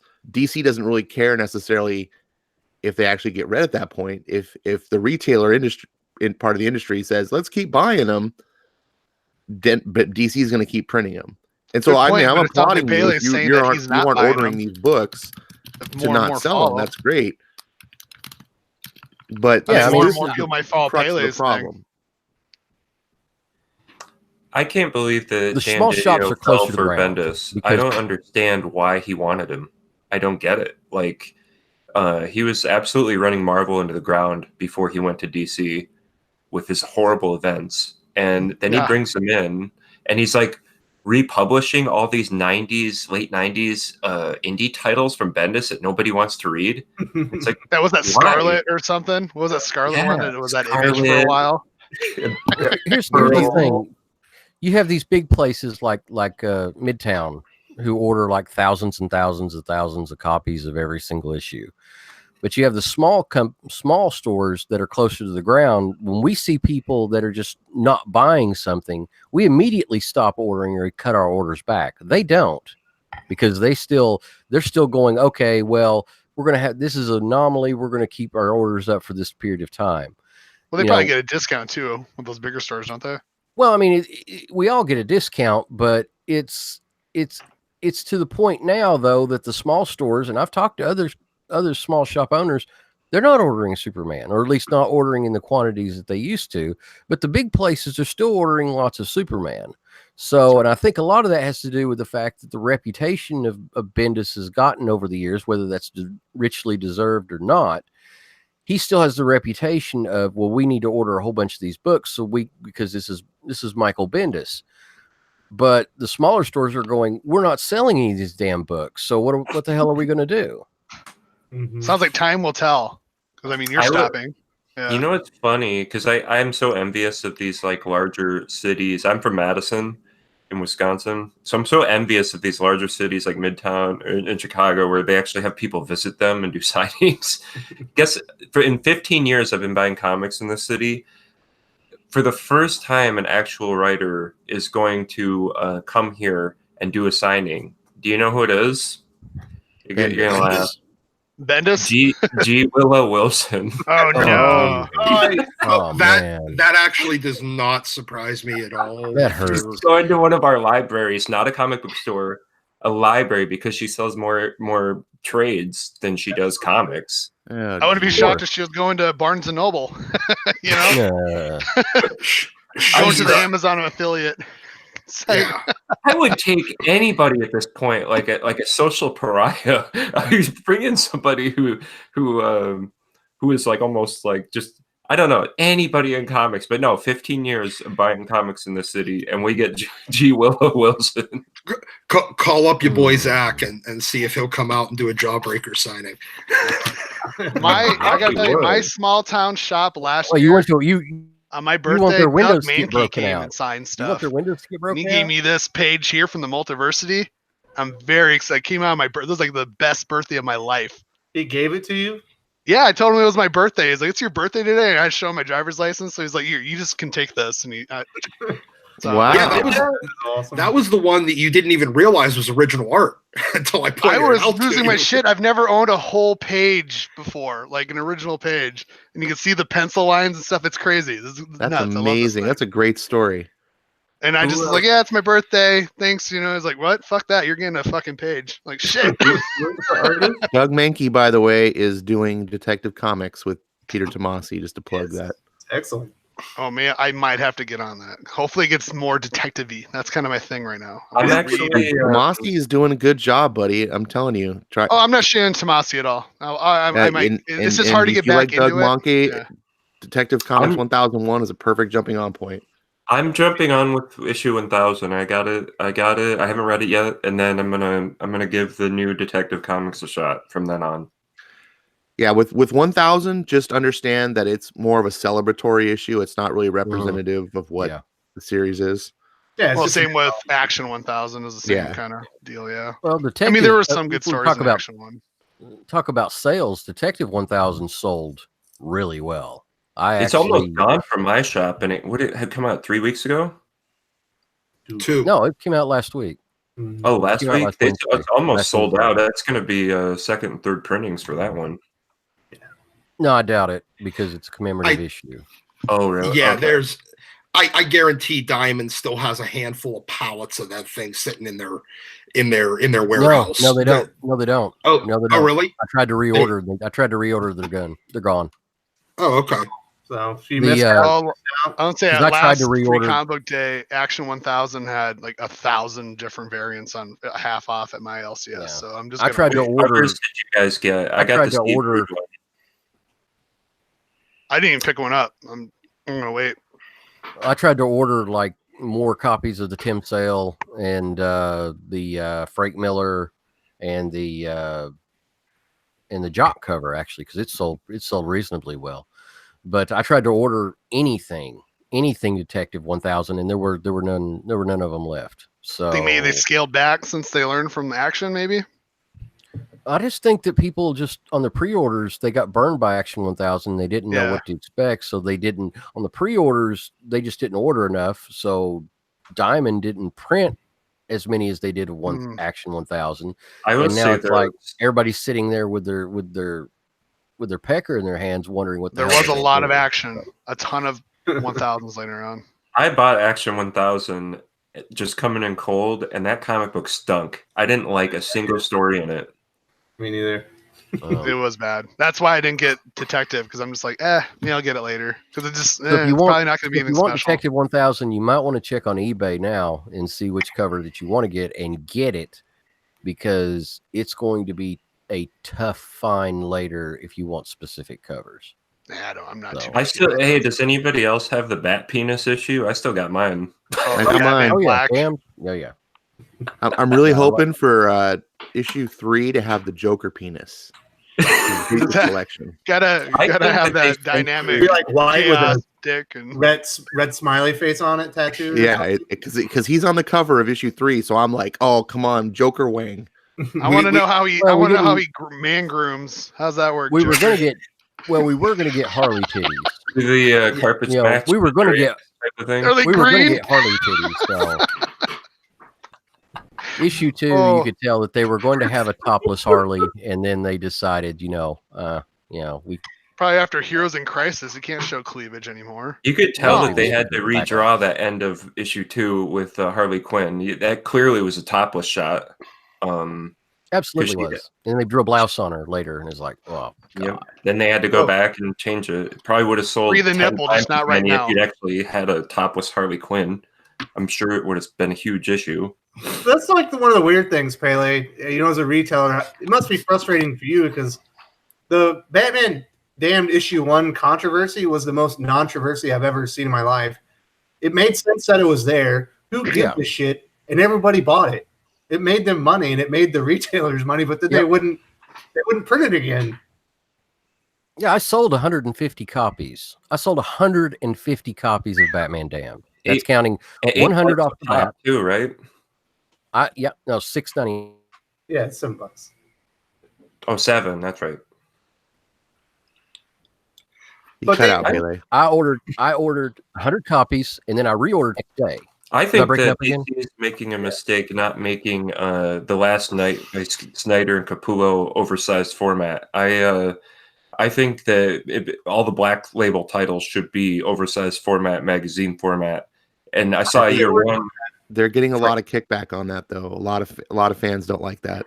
Really? I personally don't, but and I'm one of them. People would want it though. Oh, I love that oversized look. I love reading. Well, for me, I don't have a lot of room to store, so I'm kind of really dependent on my lawn boxes, keeping everything organized. Wow. So once you get that big, I think I'm honestly, like, the best thing that they should do from my feedback is do it in normal format of comic, but then produce the night. They're always going to do the glorious hardcover, right? Later, do that in a big size for the people that want that matte, but for the comic fans, that way you can have your cake and eat it too.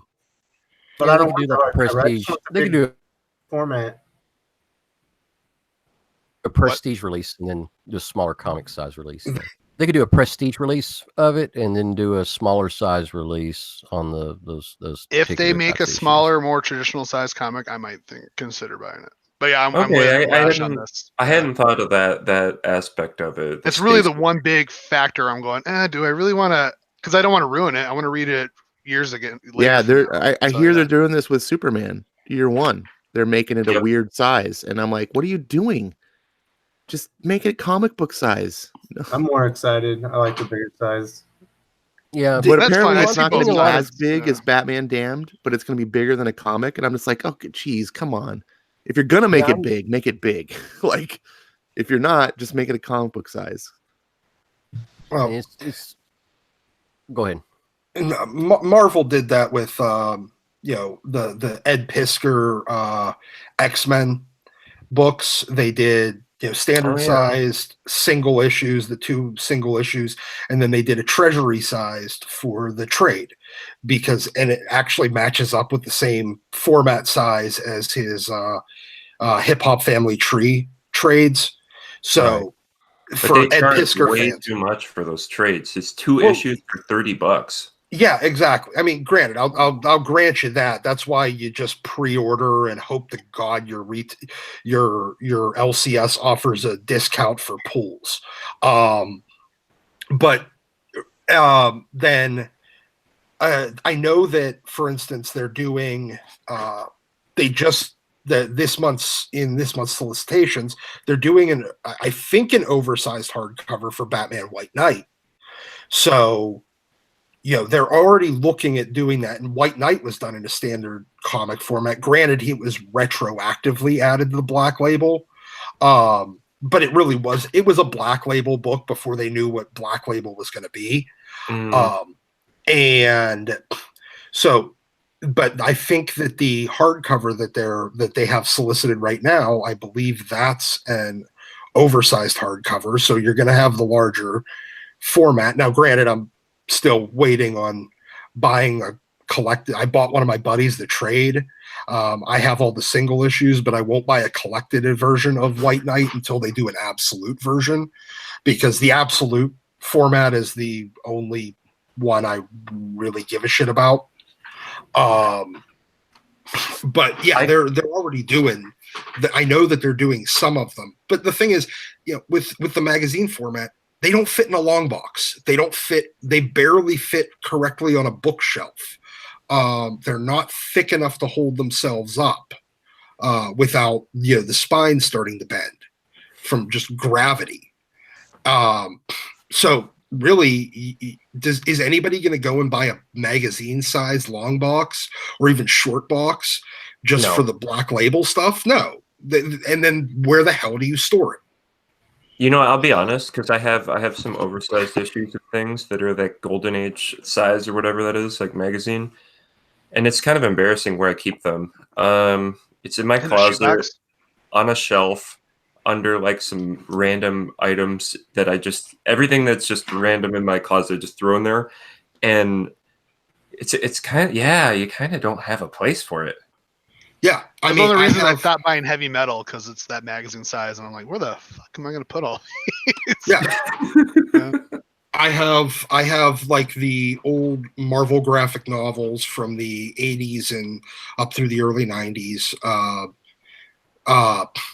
that are, they're that magazine format, and I have them bagged in Mylar, bagged and boarded, because it's the only way that they'll actually maintain some rigidity.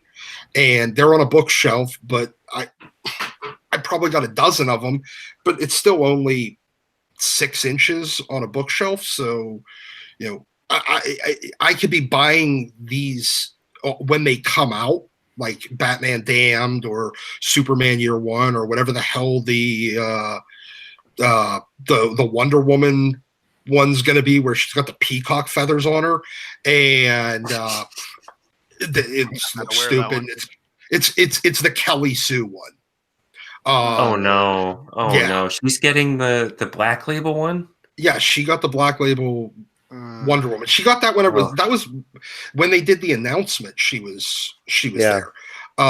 Miss Fish Lips herself. Ugh. Yeah, exactly. But even if you bought all of them, plus, oh my god, you're right. She looks like she got a dose of Joker toxin. Honestly, like I like 2 bees stung her lips, and then she painted them red. Definitely been Botoxed. Yeah. Oh yeah. Show us every picture. Maybe she's getting like really meta. She's actually like she's actually going to write herself into like a Grant Morrison style, write herself into a comic as a villain, because she's been ruining these characters for so long. Then you're going to actually like finally the comic industry is fucked. I mean, she seems to love the fact that she's ruining it. That Aquaman. Doc, I wanted to bring up that magazine thing, because I have one of the Marvel magazine ones, the Swashbuckler one, and it sits in the shoebox, bagged and boarded, because I have no place to put it. Yeah, mine are. But I wish I could put it with the other Swashbucklers, but I can't. But all the Marvel graphic novels I have, a couple of the Marvel magazine size, a couple of the the DC DC Nation. By the way, did they cancel DC Nation, that free magazine? Yeah. I don't so. know. Okay, Got like 4 issues, 5 issues in. yeah, it got like 6 or 7 issues in, and then I guess they just canceled it. But all those, I have all those that are all bagged and boarded, but they have to sit on a bookshelf. I could be collecting for the rest of my life and never even fill a short box with shit that's in that format. So having that format for single issues is terrible. It's just a terrible format for single issues. All right, so we've talked about the formatting. So I want to talk about Heroes in Crisis. I know, Lance, you said that you're reading Heroes in Crisis. Yeah, let's hear it. I'm here. Let's do this. Well, what are your thoughts on Heroes in Crisis, my man? I find it to be a thoroughly predictable series with stellar art. I don't think Tom King likes these characters. He seems to hate all of them. I don't think Tom King likes himself. So yeah, he absolutely has no clue what Harley Quinn. He doesn't know how to. And I'm not a Harley Quinn fanboy. I actually don't like the way she's been written since DC put her in the actual universe. I like the animated series version. It's so strange. It's a strange series. It's like all your characters. You're basically saying. This is kind of like hurting the actual fabric of DC, in my opinion. He's kind of saying that that all the adventures that we read is damaging our heroes' psyches, and that's kind of a problem because now he's trying to make his lasting impact on comics will end up being basically PTSD for Superman, and it's a little weird. It's not.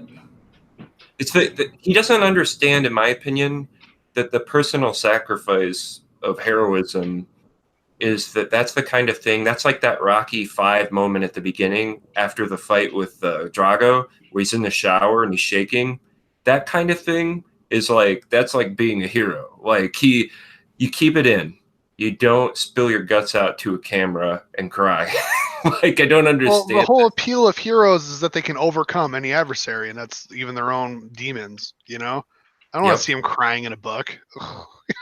You definitely don't want to read Heroes in Crisis if you don't want to see people crying in. Yeah, I won't either. Jeez. How about Writers in Crisis starring Tom King? That could be a comic. I would read that.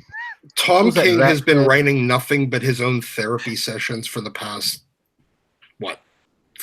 whenever he started on Vision. Since Vision, it's been nothing but Tom King's therapy. Well, I know we've mentioned this before, but how excited was everyone for Mr. Miracle? Like at first, everyone was hyped. Yeah. Fuck, I was fucking excited. I was like, I cannot wait to read it. And I think 6 issues in. I think it was 6. I was like, why am I still fucking reading this? Issue 3, I bailed because I was excited, mainly because of what Jeff Johns had done on Mr. Miracle. I didn't even know who Mr. Miracle was. And then Jeff Johns' Justice League, he made Scott Free like this super cool guy. He had all these abilities. He looked like I was so into this. So it was a Mr. Miracle series, so I started reading it. And Tom King, he just made it all blood and guts. I was like, what's going on? Mr. Miracle's kind of like even my short-term understanding was he's a flashy, clever type of character. And then I absolutely didn't understand what was going on with that. Did you start to cringe after seeing the 9-panel layout after a while? Like at first I was like, this is neat. And then after, I don't have an inherent problem with 9-panel grid, except for the fact that it always invokes Watchmen. That's the problem with it. Every time I just felt like he drove it into the ground. Well, he was using all those black spaces that were like, this next line is important. Dark Side is like whatever. But back to Heroes in Crisis, this story is an event comic, right? And the point so far seems to be that Wally West died. That's the headline grabber. And a bunch of other characters who nobody even. I was kind of actually mad that they're saying they killed off Nemesis, who, as an old school Suicide Squad fan, I actually really like Nemesis. They killed off these characters. Who's typing? But the purpose is yet to be clear. Why? Like, I don't understand why this needed to happen. It's still kind of. It's the same Booster Gold did it, or Harley Quinn, or maybe it never happened. Tom King doesn't seem to understand what therapy is for a guy who seems to go through a lot. Like, all his characters are he seems to think every therapy session, which if this is true for him, I feel sorry for his therapist. He seems to think every therapy session is awash with tears and emotional strife. And that's not what therapy is. It's, Tom King in therapy for real? Oh, he's right. I just assumed that he had a really large Funko Pop collection from all the guys fucking his wife. Oh fuck! That's what I thought his therapy was. I just assumed. My Yep. bad. Well, it is, you know. Well, then he'd probably also have a Switch. Tom King blocked me because I'm always shitting on him like that. Tom King calls up Marcellus Wallace. I and blocked Tom gets King. Gets his pipe laying brothers over there on his wife. So yeah. Yeah, but he's got a Funko Pop, dude. It's worth it. So- As a former CIA operative, he wrote a scene in a Batman issue where Joker shoots 15 rounds out of a revolver and claims to, I ran out of bullets in my magazine. So what kind of? I'm not. What kind of magazine you got in that revolver? I would thought a CIA operative would know this kind of thing. Well, there are CIA operatives now. Granted, there are CIA operatives who have never ever used their guns because they're like cyber operatives or something like that. Maybe that's what the hell he did. I'm not a big government guy, and so Tom King, CIA operative, is not helping me believe in the government anymore. You know, he's really cementing my hatred for him. Like, oh, the CIA is kind of a bunch of pussies. Yeah. Okay. Yep. So, I can. Yep. one of my biggest issues so far with Heroes in Crisis is the treatment of Wally West himself. Pele, you've read a couple issues. What have you thought about the way Wally West has been portrayed in Heroes in Crisis? Does it bother you as much as it does me? The fact that he's like a soulless little shit. Yeah, he's like lifeless. He's just sitting there crying, and he's remembering his history, and it's all sad now. Nothing good ever happened. Yeah, I mean, it's He reminiscing about his kids stuck in the Speed Force. Is that what's going on? Well, Yeah. basically, yeah. He just I can't, and then he switches personalities, and he's like, but everything else is okay, and we got and then he gets kind of, he's like he's dealing with this manic depression that he's flipping back and forth between personalities, and but yeah, largely he's griping and crying about that his family is lost and he can't do anything about it. And no, you're a hero. You go and you find a way to do something about it.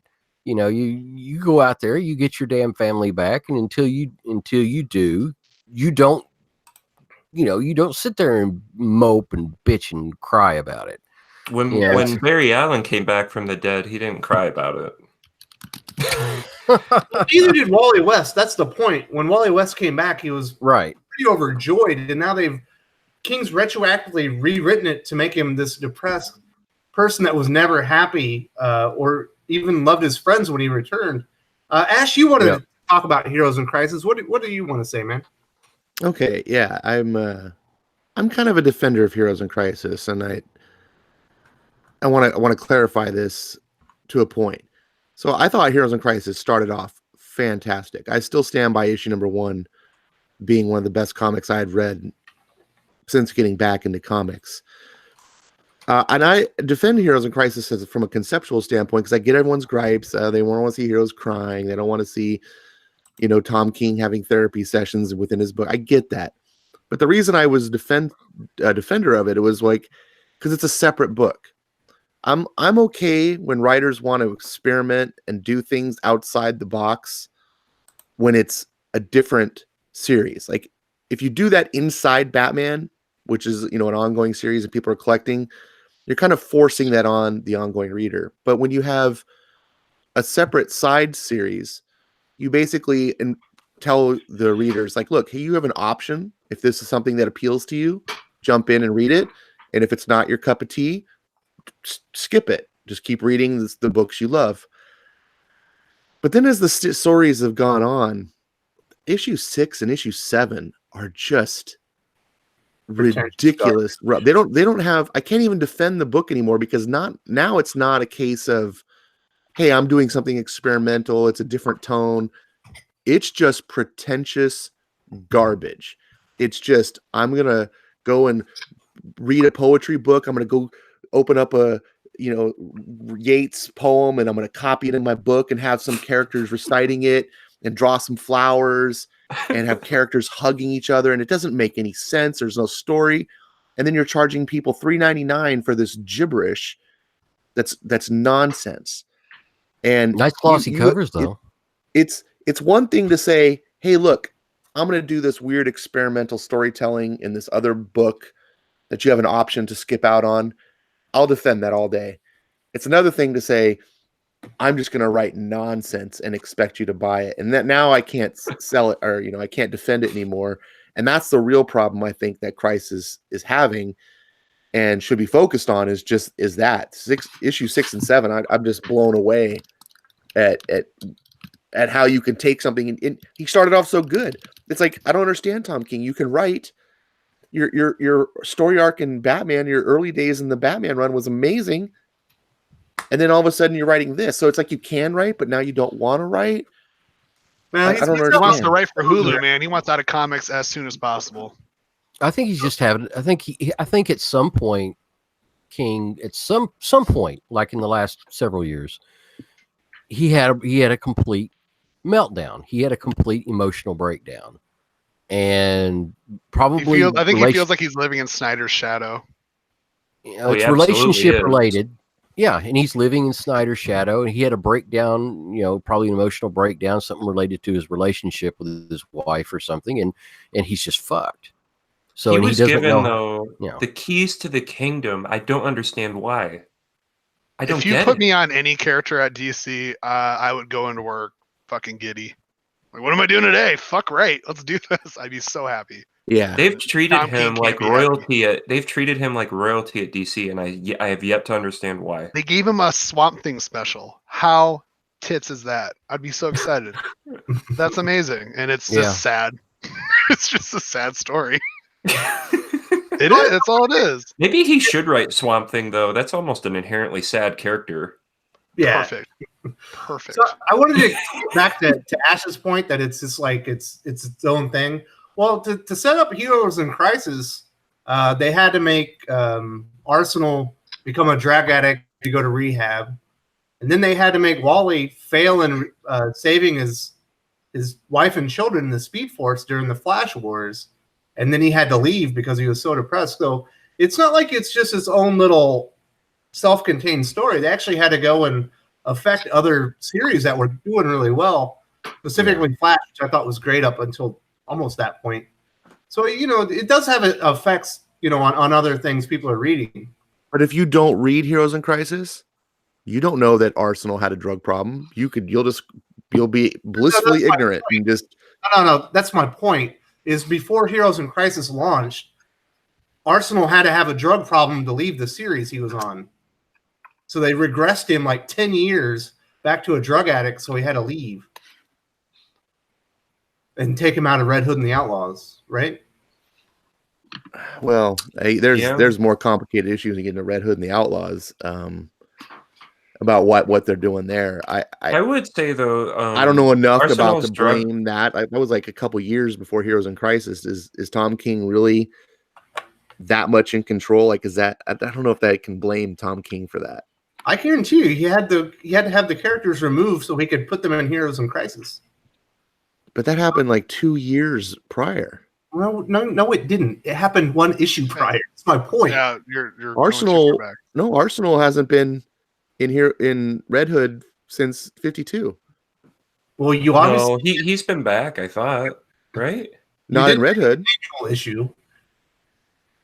What was the new? Oh, you're right, because it was Bizarro and Artemis was the Outlaws and the Rebirth, wasn't it? Mm-hmm. Yep. Okay. Yeah, you're right.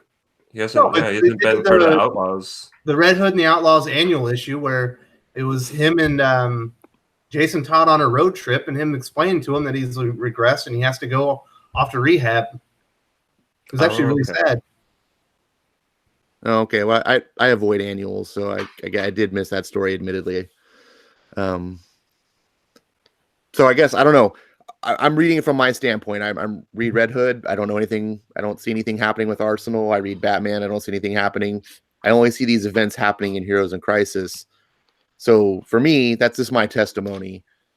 It's not the gospel. Right? It's just my perception of it. And like I said, I'm okay with experiment. I think it's important to have experimental storytelling and try to push the boundaries, and it's going to fail sometimes. We have to I understand feel like this that's experiment's been going on for too long, though. Feels like no. Listen, I hope that I communicated well enough that I don't stand by dog shit storytelling. Like, it's one thing to be experimental and go, okay, I'm going to defend you. You started off with a good idea, and now you're just crap. This shouldn't exist. And this is really, in my opinion, a fault with the editorial staff. The editors at DC should have canned this. They should not. They shouldn't be allowing Tom King to do what he's doing. What's up, Lance? When you take over characters though that have been created 80 years ago, you inherit a legacy from other creators that paved a path for you. And when Neil Adams did Hard Traveling Heroes, where Speedy had the drug problem with Green Lantern and Green Arrow, Green Arrow had never been in a famous storyline at that point, and Green Lantern, Hal Jordan was still kind of new. So it's a little bit more malleable with those characters at the time. Now everybody's taking these radical takes on well-established heroes like Captain America, and it's just, I don't know. I'm not a fan of it personally. No, and I side with you on that, but the difference is Captain America is an icon. He's become iconic. Arsenal is a character that's I think you can experiment with. He's absolutely. I absolutely agree there. Nobody knows who Arsenal is outside of hardcore comic book people. It's a good point, actually. Good point, guys. Arrow fans. Yeah, that's true. It's on the show. Yeah, no one gives a shit about Captain America. though. Everybody, You're watching the CW, everybody knows get out. him. That was a joke, sorry, guys. But I think watch like CW, Superman, Batman, and Captain America are characters that aren't as malleable. Like these characters need to be taken with care because they transcend comics as a medium. They go beyond comic book readers. They're more popular as icons than they are as comic book characters. So those characters, I think they should be extra careful, and those writers need to be kind of because they're so recognizable to me, they feel like they can fuck with them though. Like if we change this person's attitude and morals, we can change and sway other people's personal opinions. Well, we just have to be wary that we don't fall in the trap of being the kind of comic fans who go, I'm so sick of comics just regurgitating the same stories over and over and never doing anything new. And then anytime they try to do something new, we go, what the hell are they doing with our characters? That's not what they should be doing. You know, it's like, that's a fine line. Yeah. It's important to be able to do these out of the box stories, but that's why we need good editorial staff, good caretakers of the characters, like the old days, like a Jim Shooter who would sit down and be like, okay, I understand you want to do something new. This is okay. This is rubbish. You can't do, and that would keep people like Tom King in line, because the writer's job is to just try to push the envelope and try to be creative. And they're going to do weird shit that to them seems amazing. They need that third perspective and the boss who can stop them and say, okay, this is acceptable. This is not acceptable. Well, there are no editorial standards. That's the problem. You're right. That's the biggest problem. There are no editorial standards. Yep. I think being an editor at a big one of the big two just means you go on Twitter all day long and talk to assholes, right? That's what your job is. You're talking shit and yelling at Trump. That's what they do. What you gotta do. Yeah. Thank God we have editors, guys. Who's gonna shit on Trump? up the wall about these SJW types. It's like they're insane because if you politically were aligned with one side or the other, if you cared that much about winning votes, the way I would go about it, I would probably join an organization and advertise or hold signs up or whatever these people do. I would not write a Green Arrow comic for 3 years trying to win votes. That's absolutely insane. Like, I don't get it. What are they doing? Well, Like, leave me alone. Like, just if you care about politics, there's ways to help your campaign. Not Careful, like, someone's gonna shoot you up and tell you that comics have always been political, and they're gonna yell at you. Watch out. yeah, because Craven's Last Hunt was like totally the craziest, most political comic ever. Like, I mean, well, the come most on. ironic thing about these SJWs pushing their political agenda in comics is when they turn around and say, if you don't like my politics, don't buy my book. And it's like, so then all you're doing is preaching to the choir, which is pointless. And also, think If the only people you silliest want thing buying to your do. comics already understand and side with you, then why do you need to push anything? They already bought it. So just now go back to telling stories. That's Why are And then people circle- so can't make a adverse comic. to selling their crap to other people? That's because what I they don't get. Like, can't why do make you a care? comic about politics because no one would buy it. So instead of making their own comic where it's like, hey, why don't you voice all your stupid opinions on an Image comic where it's just this is hitting the campaign trail with the guy who writes Spider-Man, Nick Spencer. He can't do that because he knows nobody will buy it. So instead, he hijacks Captain America. He hijacks Spider-Man. And then I don't know if Spider-Man's got political yet, but I'm sure it's coming. And then he shoehorns all of these crazy radical politics into characters that they just don't fit with to make us read his opinions. It's horrible. I don't understand why Can't this is write. being allowed to happen. Well, I think editorial staff. TDS has a lot to do with it. I think everyone freaked out. I don't think anyone expected it to win, so they definitely have amped it up quite a bit. But that's kind That's of so across silly. the I board. voted for Trump, and I barely want to think about that guy ever. Yeah. I'm forced to. Every day I go on Twitter, if I open up a book, there's some guy that kind of looks like Trump. I'm like, come on, a little bit of Well, that's- escapism, that's- please. That's what they're trying to do. That's their point. They're trying to get to the point where you're so deluged with information that you just get sick of the guy. It's happening. I'm fucking sick And of seeing him all the time. I got nothing against him. you know, It and wouldn't that's change what they call it wouldn't Trump change bump. the way I vote, though. I would still vote because I was losing thousands of dollars under the previous administration, and Yeah, I I wouldn't. Yeah, not vote. Yeah, I would no. still vote the same way. Like, I'm Yeah, sick my of Trump opinion hasn't too, been but- swayed. I just want some escapism is all I'm asking. I Oh, I actually know. have a story about that. Last week I played Dungeons and Dragons for the first time with a group of people, and we're in this public Wow. space. Yeah, I never played before, having fun. And some guy just walks over. We're just in the middle of the thing too. This guy walks over and starts talking about Trump's like administration, some Oh, policy no. or something. It's like, dude, who the fuck are you? Get out of here. We're in the middle of some Ravenclaw thing or something. Get the I mean, you wish you had an air horn with you. You could have just. Again, I voted for the guy, but it's just like, come on, I'm in this world right now. I'm rolling is- dorky dice. I don't want to talk Were about you Trump like right now. a female This is- like thief elf or something? What were you? No, I'm a barbarian fighter guy with a battle axe. They made the character Okay. for me. Well, I've never throw played the it fucking before. axe at him. Should I? They gave me a little figurine. I should have been like, man. Just throw the goddamn toy at him. You know, maybe that's part of this thing. It's given politics as they are. It's given the mentally ill an avenue to actually interact with people, where before they didn't have that. Now they're like, "Hey, I see you playing Dungeons and Dragons." You know, the thing about Trump is, It was so. I was having fun. I was focused on the game, and suddenly, like, I lost my train of thought because this guy started bringing up the real world. Can I just have an hour not thinking about it? Get out of here. No. Jesus.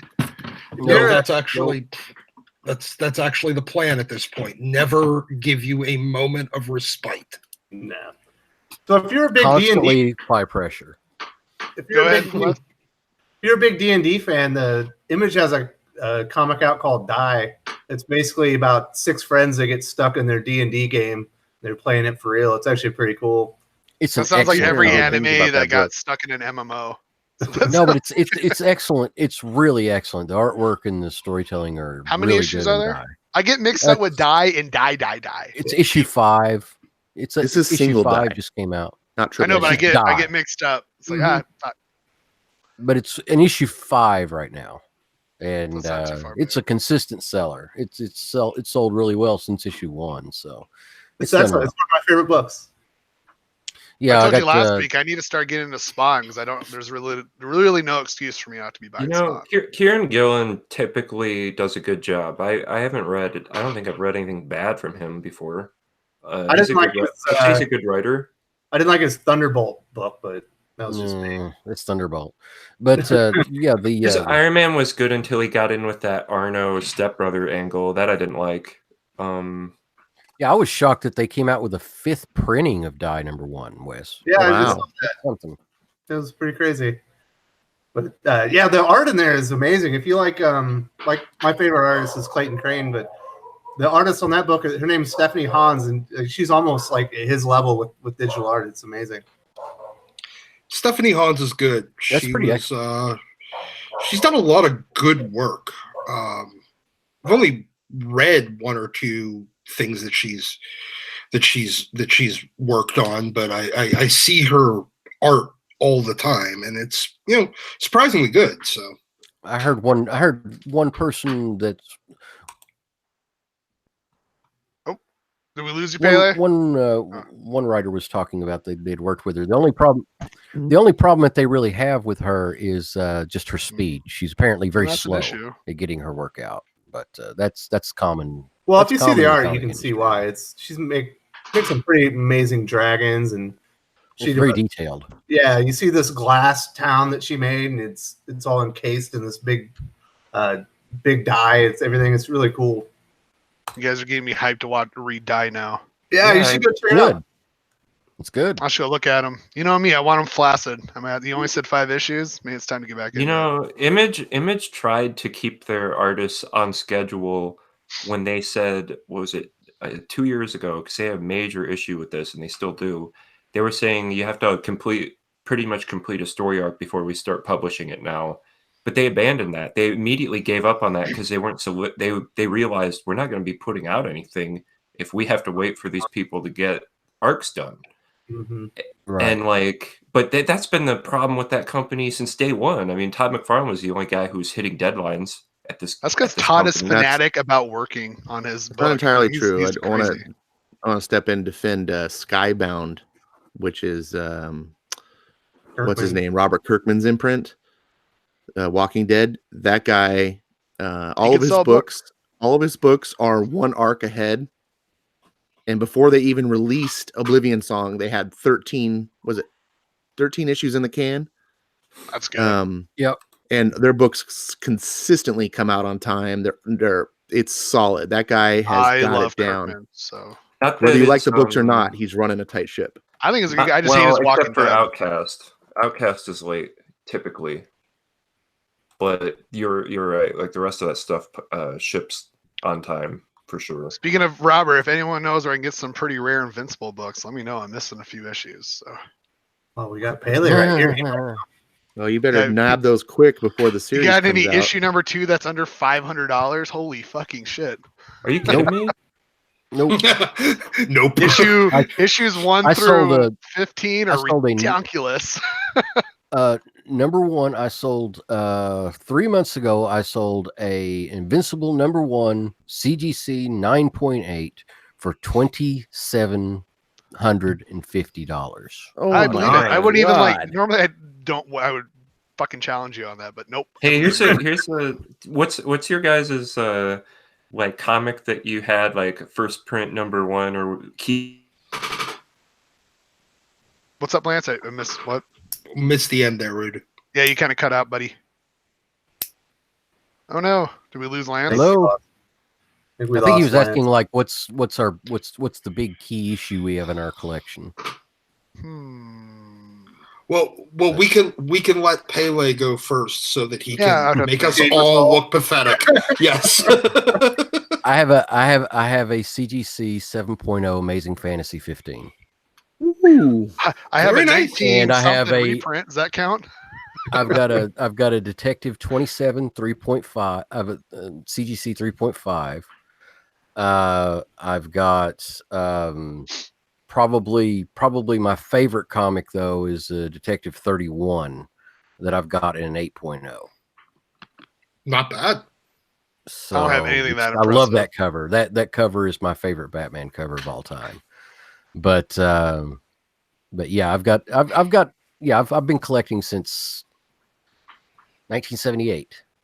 So I was 7 years old. I started collecting comics. The first comic I ever bought though is Daredevil 158, and I've still got it. Okay.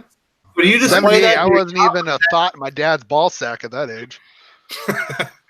Did you But display that? that's how long I've been collecting, and like for the first 20 years I collected, every spare dollar I had was buying vintage back issue comics. So So do you let the people in the shop see that book, or does that just stay in the house? oh no, it's actually not even in the house. It's locked up. Nice. Oh wow. Yeah, I You're know serious? guys like that. Yeah. So it's in a secure location. So It's in a you know, bank vault. I keep stuff in. I don't even trust myself around. So you know, my really old detectives like that are in off-site safety deposit type situations. So, Damn. but So, Doc, So what's Amazing your- I want to Fantasy- talk about Invincible real quick again. How many other? Do you have any other low issue ones? Like I said, 1 through 15. I've are up there. got 1 through 4 right now at the shop. But How, you know, what's the price on those? They're all CGC graded. You know, Yeah, well, and that's like, gonna be up there. So I was just on Lane's eBay, and like I think you the know, they lowest I could you know, find you're was probably like I $500. wouldn't for an edition. sell that book right now. I mean, because Yeah. the shows are No, going to come no, out, that's and I think that's going to jump. You can find Oh, pretty yeah. much Yep. the rest of It's gonna them go pretty even good higher, pricing. so. Anything above 17, issue 17. But other than that, oof, man. Like I said, 27. God damn, that's a lot of money, man, for one issue. Oof. Mm-hmm. I have a number Yep. 1, but it's not a first print. Well, what is it? Let's hear it. Oh, No, for Invincible. So yeah, What's- so I have a number 1 for Invincible, but it's not a first print. But oof. I think I What's spent Yeah, like I tell people now if they want to get into Invincible, I said just buy trades. Unless you're wanting to put down thousands of dollars buying the back issues for Invincible, buy trades. it is a good story. I'll at least attest to that. It's a really good story. It's my favorite. But cover I have for- like yeah. I have like Giga? 5 people that are looking for reasonably priced Invincible number 1s, and they're just going to be waiting for the rest of their lives. Mhm. Geez, I'm glad I got mine. Mine was only like in the 20 or 30s, and I got a So, half off on it's not gonna a happen. free comic book there. those sales are the days I go in for the big ones. So Jeremy, All right, so who's next? Jeremy? yeah, Jeremy, what's your big collection? What's your Jeez. special book? I don't know if I have anything that's like as impressive as Pele's though. Mine's all like just random issues and stuff. Like I got the old Venom limited series. You're a baby and stuff though, like but you're a baby. Yeah, I mean, I started collecting when I was in high school on and off again. I gotta say, I probably didn't really get super into collecting until about 4 years Did you- ago. You guys see that Venom 1 is like a $50 book now? Oh, seriously? Shit. I've Yeah, seen you- that in dollar bins for years. Oh, I you- gotta you say, see my how- most prized possession right now is my Mage, because I love Mage. That's my favorite book. Everyone, ooh, who do we lose now? Oh, Doc dipped out. Oh no. That Oh, one cost Matt me a bit of Wagner. a pretty penny, but I love Mage. Everyone should read that one. that first run of Mage is beautiful to look at. I love the art on it. Yeah. I know, and it gets better as you're reading it. Like you read issue 1, you get all the way to I think what 14, 15. He gets better and better each year he made it. And they keep I love selling, and they consistently sell. I sell a lot of sets, like sets from the 80s and 90s, you know, complete runs of a set. And that set, every time I get one of those sets together and I put it out, it's sold within 3 days. Well, it's like Well, iconic you know at this point. they can't reprint the quality of inks and paper off of the Comico version. Like that quality is just not available in a trade form. Same as Nexus. The original Nexus will not look as good from Dark Horse ever as it does from First Comics. It just doesn't. Yeah. It's the same thing with like other things too. Magic cards. like the first runs of Arabian Nights, the alpha, beta, stuff like that. They do not make that card stock anymore. They don't make that card stock anymore, and they don't make those inks anymore. Not even the high-end Japanese and Belgian printers and Swiss printers. They don't actually have that. What explains that? Just lack of care or lack of get material? The material costs of it. If they were going to sell a pack of cards like that they sold back in 1993, 1994, they'd have to charge like $25, $30 for that. Used to be a trading card industry back then too, so that the printing costs would have been easier to manufacture, I'd assume, right? Christ, is the fate of everything just going to be digital in the next couple of years, or what's going to happen there? Because I already know there's trading card games like Hearthstone and crap like that. Like Yu-Gi-Oh is big in the mobile, but you just buy packs of digital cards now. It's kind of weird. Even video games, those are all going to be digital in the next generation, I would think. I'm very upset with the price of video games that are digital. They're 60 right out the bat, and I think that's bullshit. Well, they wipe your hard drive though. Like if something happens, your system dies or something, and then you lose all your games. It drives me crazy. Or they just after 2 years. You bought a Super Meat Boy or something, and then you go to play it, and it's just gone for some reason. It's like, what? I bought it. What was it? The Ghostbusters game? Let me check my Steam real quick. I think you cannot buy the Ghostbusters game anymore. Right. Which is, in my opinion, the Ghostbusters the video game is the third movie. It is. Yep, if I go to my library, I can still install it, but if I go to store page, Sony has taken it off the marketplace. You cannot buy this game no more. Right. That's why I don't like digital. Well, I don't blame you. No, I don't blame you. If I want to read a comic book, I shouldn't be beholden to Comixology to have it posted. Anyway, and the prices too, they're the same price as a physical copy, which bothers me. Like, what do you mean? I want to hear everybody else's. I want to hear everybody else's big heavy hitter books. What do you got? Oh, sorry. I don't have a heavy hitter book. I don't really have anything. I have Rags #1. I gotta go through my collection sometime from back in the 80s and 90s and go through and see, what treasures might exist. Can you think of one that really means a lot to you, though? Yeah, it means a lot to me. Yeah, that's in your collection. I mean, I used to be really proud of back in the day. My TMNT #2. Well, there you go. I think that is something to be proud of. Well, that's a key. It's a second print, but it's still super rare. But nowadays, it's not worth what it used to be. I have first prints. I know it's kind of a newer series, but it's my favorite series ever. And I'll never part with these, but I have first prints of Alan Moore's Providence from Avatar, and that's my favorite comic book series. I've read it 3 or 4 times. I've read all the H.P. Lovecraft stories. I've like read them in cohesion with each other.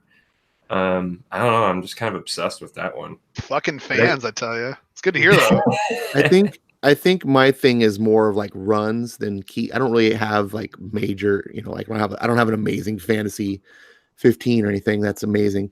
But I am really proud of the fact that I have most of the entire Chris Claremont run of Uncanny X-Men. It's not bad at all. So, speaking of DC, proud. Big DC fans, I just got when I got my CGC stuff back last week. I had put together a whole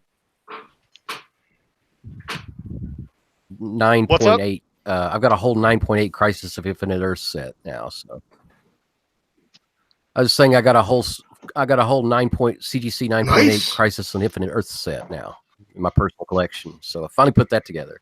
But I'm putting together. This is kind of nerdy. I'm putting together a run of Bloodshot from the 90s. Nice. Those are nothing embarrassing about that. Coming out. Mm-hmm. Do it now. Yeah, do it now. They're making a movie on Bloodshot. God, I forgot about the movie. It's being made. Right. Yeah, they're not making it. They're filming it.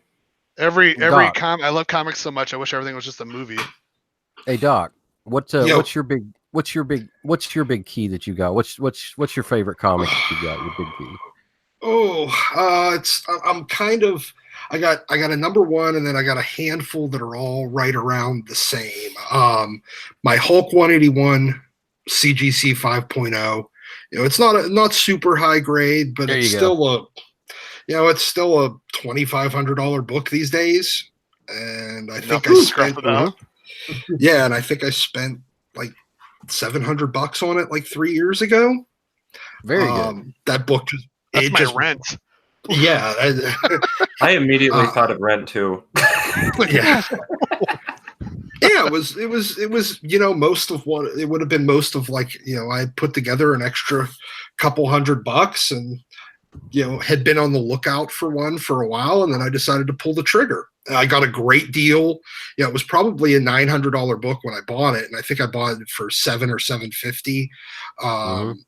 And it's never been cleaned. It's never been pressed. I could crack it open and probably jump it up at least a full grade, because I'm looking at it and all that it is looks like a little bit of just dirt and oil on me. But do you really want to crack that bad boy? Do you really want? Oh yeah, yeah. I guarantee that comic book got passed around between friends at a school too. I bet he was like, "You got to read this. It's this Wolverine fights Hulk." Like, take it home.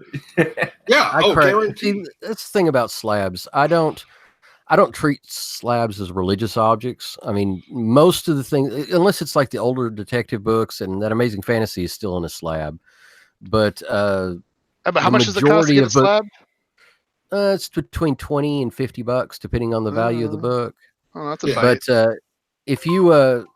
But when I get a comic back that's been off for it's been off to be graded or something like that, I just open the slab. I take the grading slip, put it back behind the board, put it in a nice Mylar, and and put it up. That's what I usually do. I don't usually keep the books in slabs because I may actually want to read it. Yeah. I don't know how rare it is. Look at it. But my pal DMI hooked me up with the X-Men #1 with the cover that wraps around and stuff. So I don't know. I think this one's pretty cool. There's about. I don't know. It's probably not rare because it only costs me like $5. There's only about 1 million of them. Right. When I look at this, I think pretty cool. I think you're like Isn't there 8 million of those, by the way? I thought you said million. I thought it was 8 million. There's 1 million different covers. I kind of want to go and collect the single covers though now too. I have all the singles. You can find them in dollar. Just some $dollar bins. That's why I want to do it. I've got a whole short box of nothing but X-Men. That's why I like collecting them. They're everywhere, and it's #1s of all various covers. So yeah. My previous big book though was I also had an AF-15. I bought it in 1990 for $500 when I was like 10 years old. Jeez, you're making dough at 10. Christ. Hey, I basically took all of saved up like for a couple of years of birthday. That's a lot of yard Christmas mode. Birthday money, Christmas money, confirmation money, because I grew up. Yeah, paper route. Or we didn't have paper route, but I was cutting grasses. I had saved up for a couple of years, and I had, a decent amount because I was like 10. I didn't have any bills. So any money I made just kind of went into a thing, Admittedly, when I was 16 making $6 an hour at McDonald's, I had way more money then than I do now. It's funny, when I started working at McDonald's in high school, I thought I was going to be rich. You guys are going to pay me $6 an hour? Holy shit. Well, I mean, you don't have a steady income when you're a kid, but I probably would have been better off just doing sports or something. I don't know. It was totally useless. But go ahead, my AF-15, I sold it in 2011 or 20?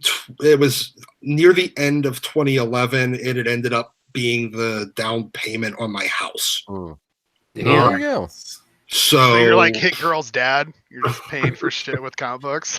yeah, well, no, I mean, I had a, I basically That was in his invested- suitcase, right? He had Amazing Fantasy 15 in that suitcase, if I remember right. What was the grade on I that? don't remember. What was the? It was a 3.5, Mhm. and I got right around. I mean, it was in low 5 figures for when I sold it, so only about Well, 10,000.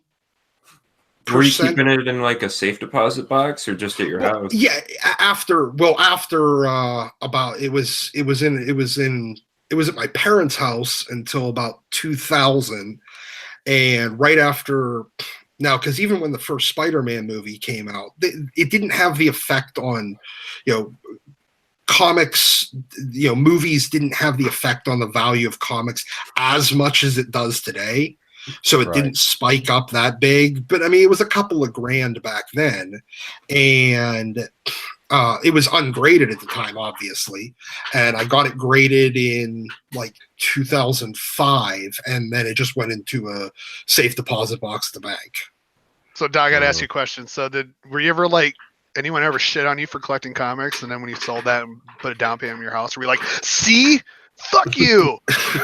No, I mean, I don't. Well, you know what? No, my when I was a kid, when I was younger, and my parents were like, "Why are you spending money on this? It's never going to be. You spent $500 on a comic book." And then I'm like, when it came to the time to buy my house, I'm like, yeah, so I'm going to sell this, and that I would have pretty baked much a covers pie and said, "Have a slice of humble." That's what I would have said. There you go. You know, I get that same criticism about my old Amazon stock all the time. Yeah, Amazon, I'll never take off. Buying books online? That's stupid, dude. All Yeah, right, I was like, guys. what is it? Detective, the books I've got, Detective 27, 28, 29, 30, and 31, those together are worth more than my house. Yeah. And my house costs about 580K. Nice. So How much? I bet I want that issue one's got to be worth a couple. I mean, a lot of money, right? Even though it's like not a good comic. the one with the Chinese guy on the cover, the older one. Yeah. It's the main thing about Detective One is it's so rare. I think there's only like 10 or 11 copies that are like in, Good condition. that are higher than that are higher than a 2.0. So, but it's still, even I think, you can get one in good, very good range, somewhere like that for like $7,000 to $8,000. So If I wrote Batman, I'd bring that guy back. He'd be my first villain. The G Ladder so Om King can hear Fu you. Manchu. All right, guys. So It's Fu Manchu, actually, is the character in that. I think we've hit up the DC stuff, and we got in some cool stories about collecting. Lance, I know you wanted to talk about Chuck Wendig, so I thought maybe we'll hit that up right now before we wrap everything up. Yep, I'll read his collection of tweets.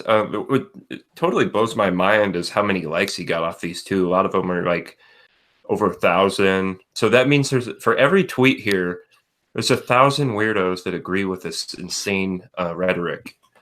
But I'm gonna read tweet one.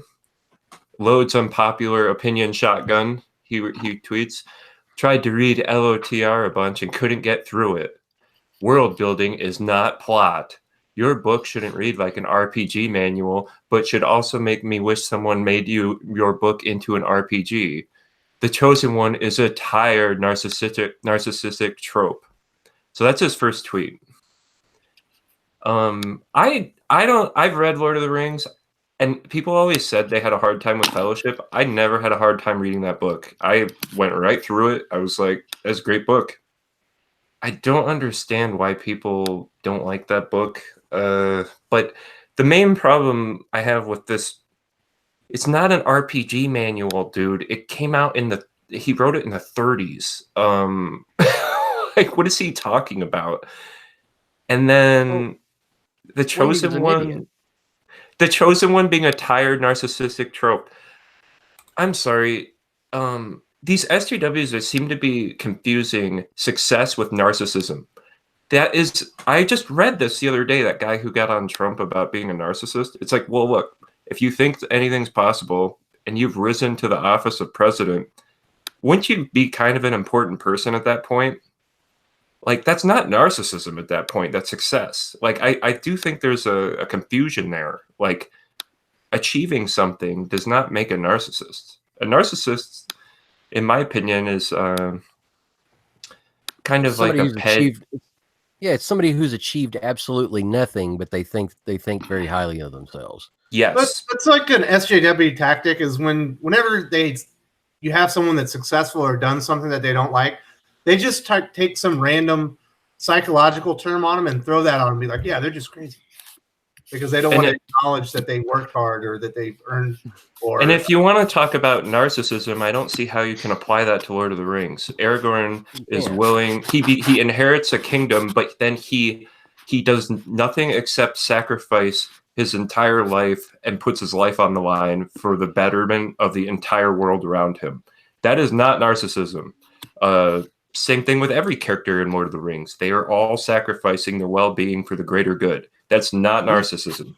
You know, after Chuck shitted on Tolkien, a bunch of other writers shitted on him too. One chick was saying that it's not right that she should have to compete with dead old men, dead old white men. That one.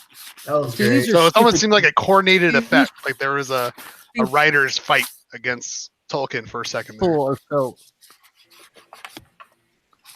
I want to get into. well, these people are. Here's the problem, though. These people are such fucking idiots because he invented the fucking genre.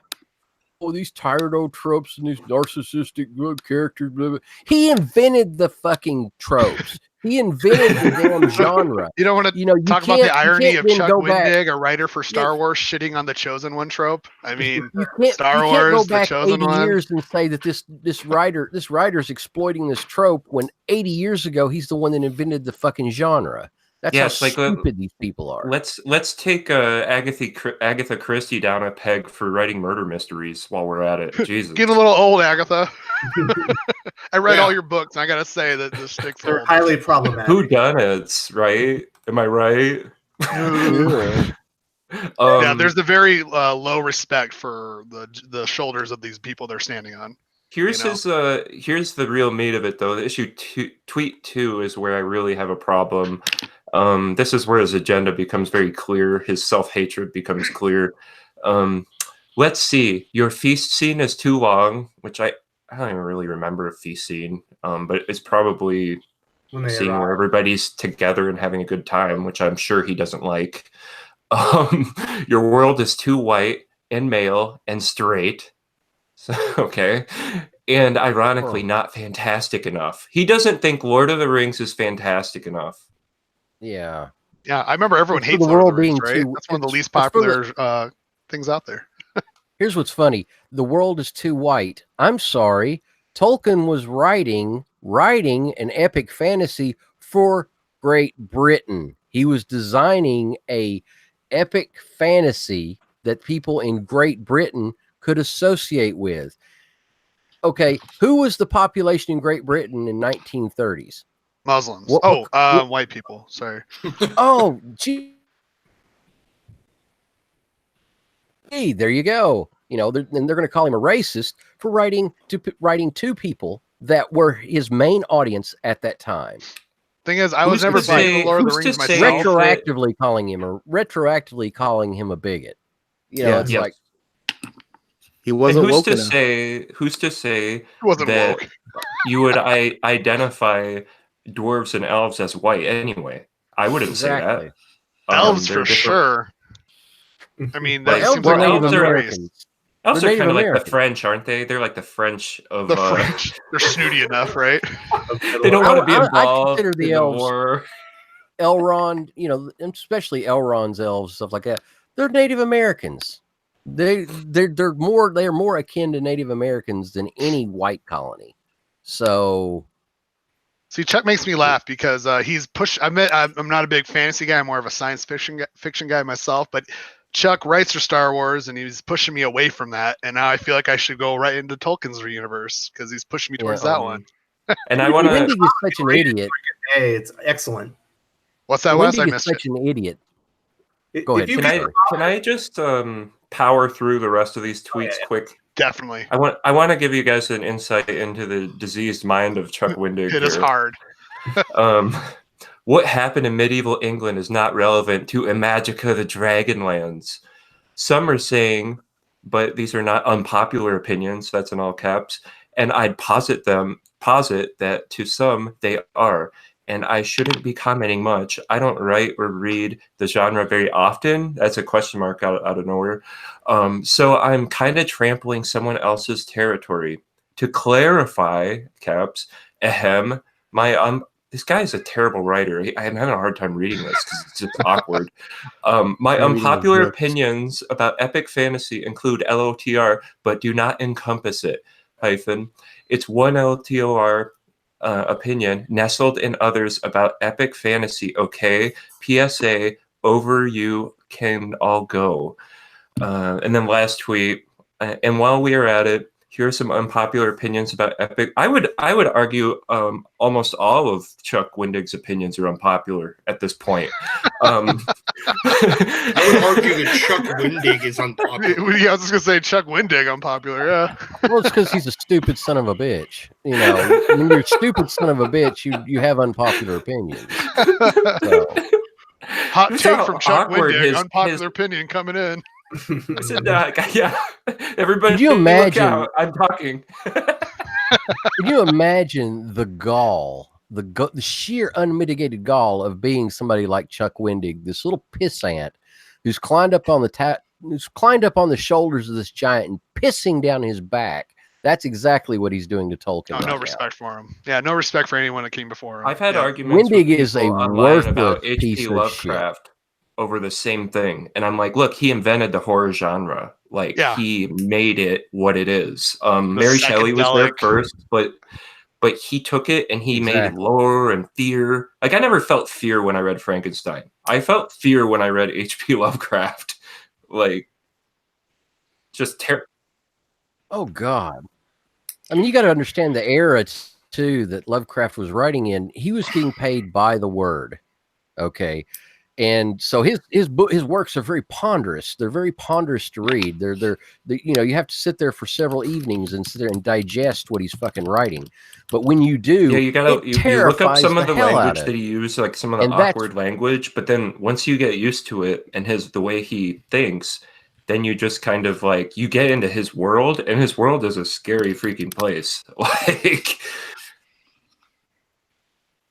Yeah, that Victorian era, you know, especially a magical form of that Victorian era would be terrifying. And he wrote it perfectly for Here's a good final tweet though.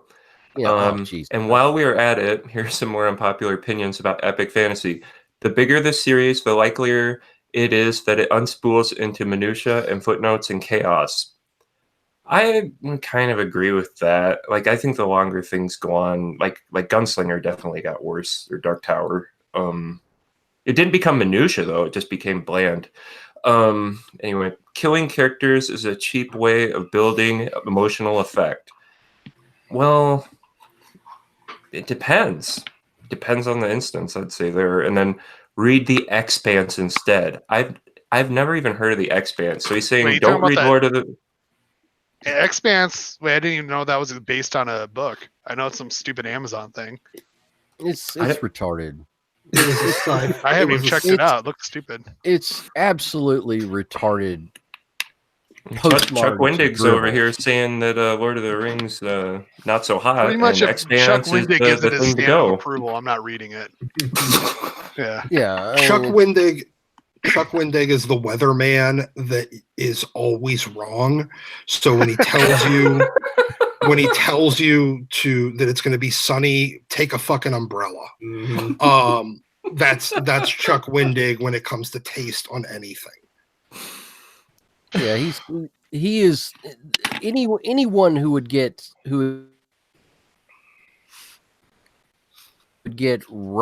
reading recommendations from Chuck Wendig deserves what they get.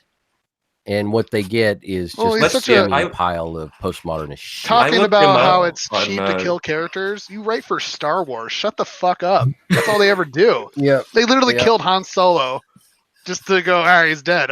Whoa. just to kill This him. kid now You has a know, you reason. got So shut the Roundhead fuck Ryan up. Johnson. Yeah. That was such a bad scene too. You got Roundhead Ryan Johnson who just We could go decided, into- to kill these characters just because We can go into he the new could. trilogy if you That's want. the only reason why he killed them. He sat in the fucking editing room and Man. You know what's killed funny though? Skywalker He's just talking because he about. could. He said, "Hey, wouldn't it be cool if we just kind of?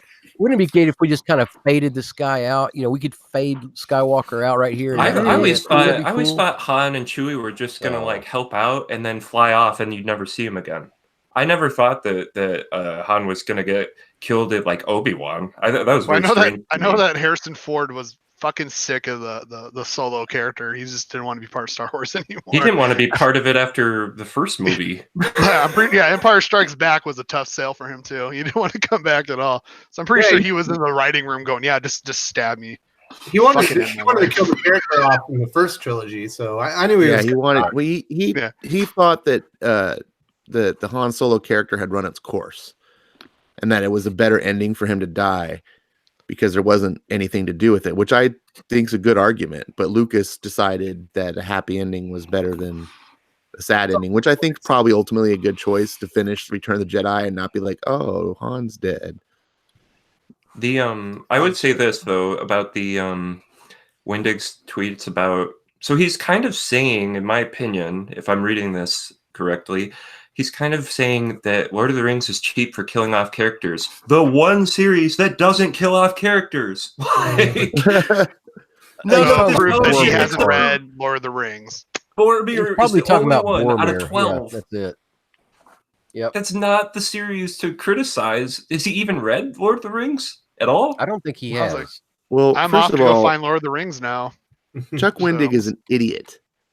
Like I commented on his tweet when he talked about the RPG tropes and like, so, your writing should make someone want to make an RPG, about. And I'm like, dude, they invented RPGs because of Tolkien.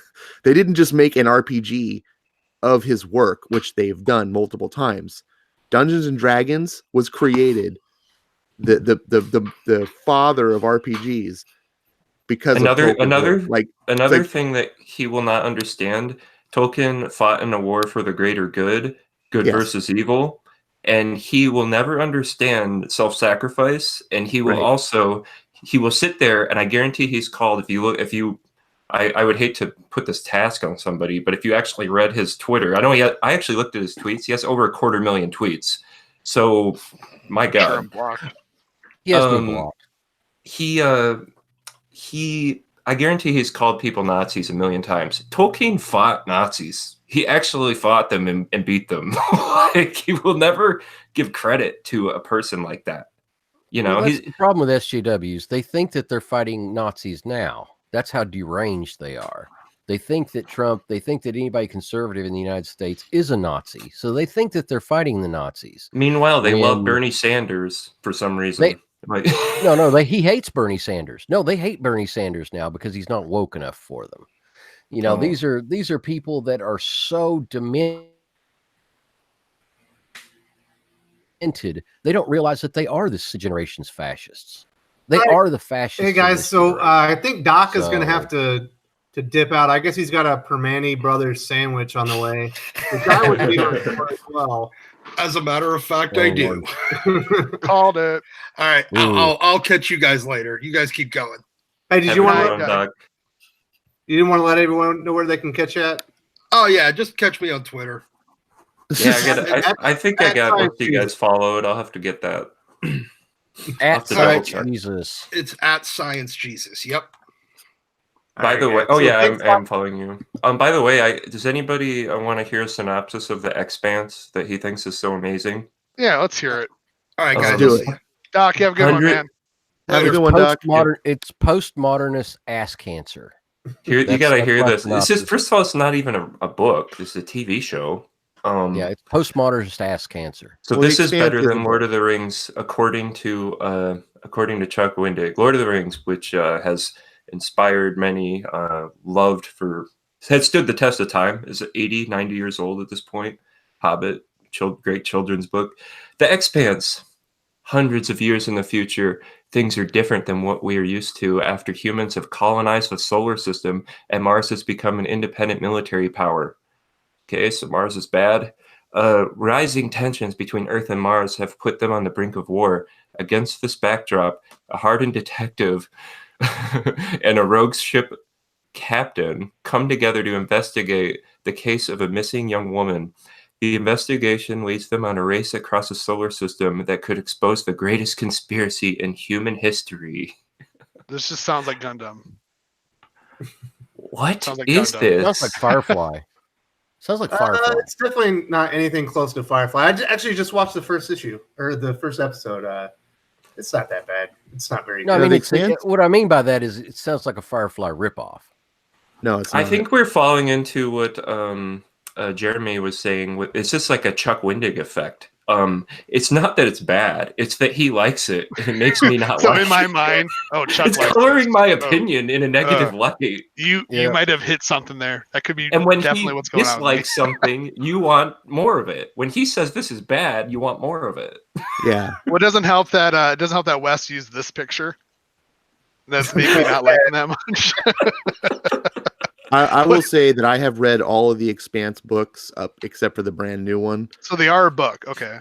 Yeah, there's like okay. 7 books. I've read the first 6. I haven't read the new one yet, and it's a really good series. And the writing team, it's a duo. They write under a single pen name, but it's a pair of guys, and it's really well done. And what's amazing about it is each book is like a different type of story. Like the first one is like a detective noir story set in space, but then it evolves into like almost a political Games of Thrones-ish type political epic, and it keeps changing as it goes on. So it's really amazing how they're able to not just keep doing the same stick. I really enjoy it. It's not revolutionary. It's not like the greatest work of literature you've ever read, but it is a very quality series. And the TV show is pretty decent as well, especially the first season. I don't know. I have Prime by accident. I wanted to cancel it, but I don't know. I don't know if I want to watch it. I would check out the first season. I can't have anything to do with it because Chuck Wendig likes it. Oh no. Don't let him poison it. Here's what kind of annoys me though, because I did not know it was based on a book. I'm getting really sick of these TV series coming out. They try to just disconnect themselves from the source material. Why not advertise that it's a book? So I don't know, Ash. Are you belittling the accomplishments of the writer of a Hyperion miniseries, the great Chuck Wendig? These are his works. I mean, he has 35 glorious issues of comics, according to Comic Vine. That's quite a career.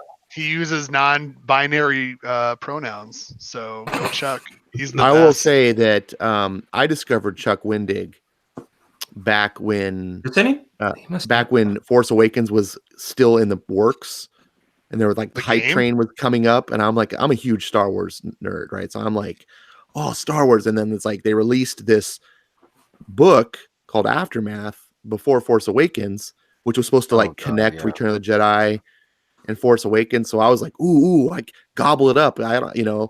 And I flipped open a couple pages, and I have never read it reads like 6th grade writing level. It's not even like postmodernist garbage. Like we kind of make fun of like Tom King and stuff. It literally is like a 6th grader is like just writing a book. The vocabulary is bad, the sentence structure, the grammar, and you're just like, how did this get past an editor? I don't understand.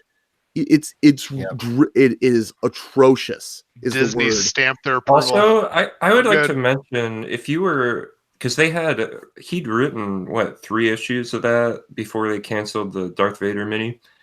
It must be great for the artist. I sat here, probably worked for 2 months on a comic, and it got torpedoed by some loudmouth who doesn't even make sense. What happens to those issues? This guy sits there and it is a Marvel artist, so I don't want to give him too much credit, but presumably works hard presumably works hard and then canned, never to see the light of day. That's what. Yeah, That's what. I mean, the only good what thing Ash is talking if about, you're that is the contracted with connection. Marvel, at least the guy probably got paid. Well, yeah. You know, like I mean, it still sucks his work doesn't see the light of day, but in the I indie can't say- world, go ahead. But I that can't book say that you were talking about, that was On written by Chuck Aftermath, Wendig. that I know a guy. He actually pre-ordered it on Amazon like 2 months prior before it came out, and I think he said 20 pages in, he contacted Amazon, was like, "Yeah, I want my money back. I don't want to read this." They're like, "Well, you can keep the digital copy, but we'll send you the money back." We're getting a lot of these. That is sad. Yeah, I guess a lot of people were like, "What is this horse shit?" I don't care. It's really, I mean, I cannot overstate it enough. I've read some I extras. mean, It's bad. It is that you're just like I've read like high school fan fiction that is written better. Like it's just this has no business being published at all. It is. How do you How get many- a how job many- then?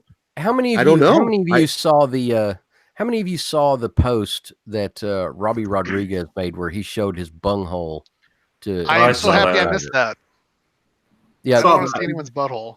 I've seen the edited Anyway, post. Thank God. Rodriguez I've never is- seen the actual one. Rodriguez's anus can write better than Chuck Wendig. It's got more It talent. is.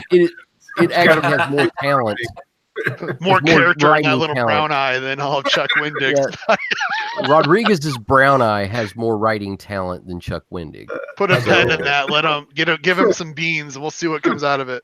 You know, Do you know Chuck Wendig actually has written prose novels too? Yeah, For that's what I'm what? talking about. Aftermath. Oh, It is- okay.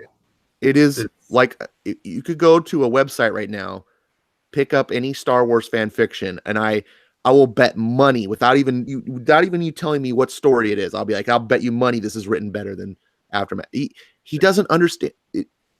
I wish I was trying to go online while we were talking to find excerpts of the book so I could give an example, but I haven't been able to find any really. I looked for like 30 minutes the other day because I wanted to read them because they're so bad. Because They are like so bad. You will just Chuck like Wendig's the guy that would like describe Leia's chest as like fun bags. Yeah. what? Yes. It's like What? no rent, childish descriptors, like no eloquence at all in his writing. Like, what is Yes. this horse shit? It's bad. It's just so bad. All right, Those are- so Oh wait, but guys, he has a book called The Kick-Ass Writer: 1001 Ways to Write Great Fiction. So if anybody Hey, knows man, about great fiction, this guy is an award-winning, best-selling Star Wars author. Don't you question him. His shit does not stink. get Sort of published think anything and Star earn Wars your related audience. since they killed the expanded universe and just decided to reboot it. it's too bad. The problem wasn't that they rebooted it. The problem was they rebooted it with garbage. Yep. That's it. my issue. If you were gonna wipe the slate clean, at least give me something good. Well, there is some good stuff in the new fictional, the book universe, like the one story that I forget the author. She wrote about the boy and the girl, and they tell her their story throughout the original trilogy. I wish I could remember the name of the book. It's pretty good, but yeah, just Chuck Wendig. But you're just like, I don't understand. All right, so we're running down on time. Before we get to our pick of the week, I did want to talk about Major X because it seems like there's a lot of hype surrounding it, and people are really excited about it. Pele, did you get to read Major X? Well, what was it like in your store for that book? It was a mediocre seller. It was about middle of the road. I ordered 25 issues so I could get like the 1 in 25 variant, but I think we still got like we still probably have 7 or 8 issues of it left. We had 12 people wanted it on their pulls, so on eBay, those are going double the cover price. I know that. yeah. So I you mean, want to make a little extra money. that they sold out. My store. well, I in don't San really. Diego Unless is- it would have to be something like multiple times above. cover price before I would start pulling comics, for my customers couldn't buy them. So what were you saying about your store, Ash? Oh, so I go to a pretty sizable store in San Diego, and I actually go to their warehouse location. They have like eight shops throughout the city, and I get there usually within an hour of opening to try to make sure I don't miss anything or whatever. And that was already sold out. Like I didn't see it. It was not on the shelf. It was gone. And I didn't really care because I wasn't planning on getting it until I left the store. And then as the day went on, people were starting to talk about it online, everything. And I was like, oh, maybe I should have checked this out and picked it up. But yeah, it's gone. Like that's a pretty big sign when a store the size I shop at sold out within an hour. On a Marvel book. I mean, we still got, well, it's like the comic, here's an example. Aftershock Dark Red. Mm-hmm. It's sold out everywhere in the country. For some reason, I still have like 4 or 5 copies of it still in my rack. So, I'm probably not a good example for that. I have particular readers who will buy out something and nobody else has it in stock. I might have a few left, or I'm completely sold out and they have like 20 of them on the rack. So I don't know. Yeah, it's always good to know your audience. Hey, Jeremy, did you get to check out the book, or do you see any reviews? What do you think? I avoided it because I avoid everything Rob. So sorry. Oh, so you're not the Liefeld guy? No, I'm pretty anti-Liefeld. Have you ever seen my tweets? I'm always shitting on his lack of consistency in art and his feet. And so when I saw him making a new book, I was like, don't give a shit. So sorry if it's good or not. Sorry, guys. Yeah, I know, Lance, you're more of a DC guy, so I'm going to imagine that you skipped out on a Major X. I took a look at it at my shop, and I thought that its pages looked. I've never had any particular negative feelings about Rob Liefeld. I know he's kind of a cheesy artist, but like, I was looking at the pages, and I thought he did a good job. I was like, nice clean images, a lot of action. You can tell he has a short attention span because everything's like, you turn a page and then he's just like, bam, speed lines, crazy. Undiagnosed Asperger's of Rob Liefeld. Yeah. Like he probably can't even sit. I bet he can't even sit in a chair for 20 minutes. Like he's just. I just logged into the system. I just logged into the system at the shop, and I've got 2 copies left. So I was wrong. I've only got 2 copies. Good. Not after this stream. Everyone's going to run there now. It'll probably sell better than whatever Eric Larson is doing. Yeah. Well, he's coming back to. Is he coming back to Spider-Man? I heard something like that. Oh no! Can't the Image guys just stay at Image? Just stay there, guys. Don't. Well, as long as if I managed the money for Image, I would not be leasing my talents out to Marvel. Like, I don't understand. Maybe because no one's buying Savage Dragon, so he's got to take. Savage Dragon sells like 2,000 copies. It's like, wow, it ships 2,000 copies. I'm not certain. Sorry. It ships 2,000. I see it on the shelf. I'll give it that much credit, but I don't even flip through it. I'm like, I have one customer that gets Savage Dragon.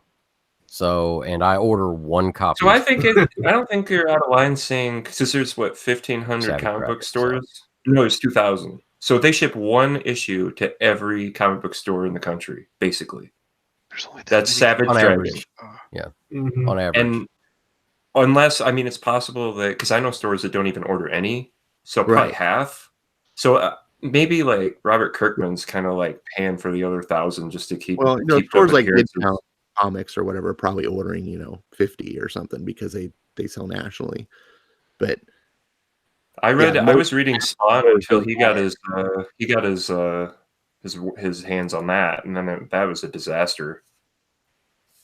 His art is just, I don't know. Eric Larson used to be so good. He was. Well, you hear about Spider-Man, how amazing it was, but his Amazing Spider-Man was great because he. So you guys would say he's probably phoning it in. Yeah, he doesn't have. He's his own boss. He gets to do what he wants. This is the problem. Almost every creator, or not even just creators, just anyone in general, when you don't have someone holding you accountable, you start sliding. When George Lucas, when he did Star Wars, the original trilogy, and he had to answer to the the studios and other people, like he made a better work. And then later on, when he did his prequels, it was all him, and he was surrounded by yes men, and he's the big boss. That's a It perfect showed. example. Well, Look at the writing career of Stephen King after 1985. Yeah, there's another great example. Like, you gotta hold yourself to. You have to have people holding you accountable, and J.K. I mean Rowling, that would be the same best thing. advice I could ever give to anyone. If you I would ever say make Stephen it big, King's work got really put bad someone when he got on above you Twitter. to hold your fat to the fire. That's I mean, the way yeah, to stay good. I mean, look at all the SJWs right now that are running all the comic books titles into the ground, DC and Marvel. It's because the editorial doesn't rein them in. Editorial. Well, how can you rein in your best friend? They're all friends. You can't talk shit about your best friend. It's gonna make Christmas all weird. What are we gonna do for Thanksgiving? I just told you your book was shit. Either way, I read an interview with Jim Shooter because he's mentioned a couple times here. Oh, I love Jim Has Shooter. there ever been a guy who I could feel like I'm like motivated just reading an interview from him. He is like full of passion, and he's like literally like J. Jonah Jameson, the person. He's just like, we gotta sell, we gotta do this, we gotta. he's just a blast. Sell pictures of Spider-Man right now. Yeah. Well, apparently he's like a taskmaster. Like, he gives you the task, and if you don't do it right, he lets you know, and that hurts feelings. Yes, then a lot when of pros have expressed dislike of working under Jim Shooter, but the fact remains the dude was accomplished. What he did with Marvel was amazing, and his resume with Valiant. I mean, starting the Valiant originally. I'll say if I start slacking at my job, my boss comes down to my ass. That's how it works. It sucks. It makes you Like, this better. is what you're doing. This is not good. This isn't up to par. I'm like, shit. Guess I'll change tactics. That happens all the time. Yeah. Roll with the punches. They're not there to be your friend. They're there to make sure you're doing your job. Oh yeah, that's a good point. I always try to I try not to be friends with my boss. I very much want to keep that line. You're my boss. We're not buddies. So Coming before we finish this off, did anyone else read War of the Realms? Saw it on the shelf. Does that count? I read the covers. Like, oh, a whole row. What did you I look was at it? offered me that stupid wheel, and I said, no, I'm good. I'm I was set. tempted to get it, like, because I love like Thor. I mean, I love the Marvel universe. I really do. It pains me that Marvel has gone the way it's gone. I love the Asgardian stuff, and then Art Adams is my favorite artist of all time, and he's doing all the covers. And I was just like, maybe I should just cave and get this, even though I know, like, I don't know. And then I went to the store, and they had every single like variant cover except the main Art Adams cover, because Diamond didn't ship the main cover. I was like, The nice wraparound that's a good one. sign. Thank you, Diamond, for saving me my $5.99 for this overpriced book. Well, did you notice that Marvel's trying to ship their events 2 or even 3 issues in the first month just to kind of deceive the retailers? That's what I think, anyway. Well, this I one didn't is see that. 6.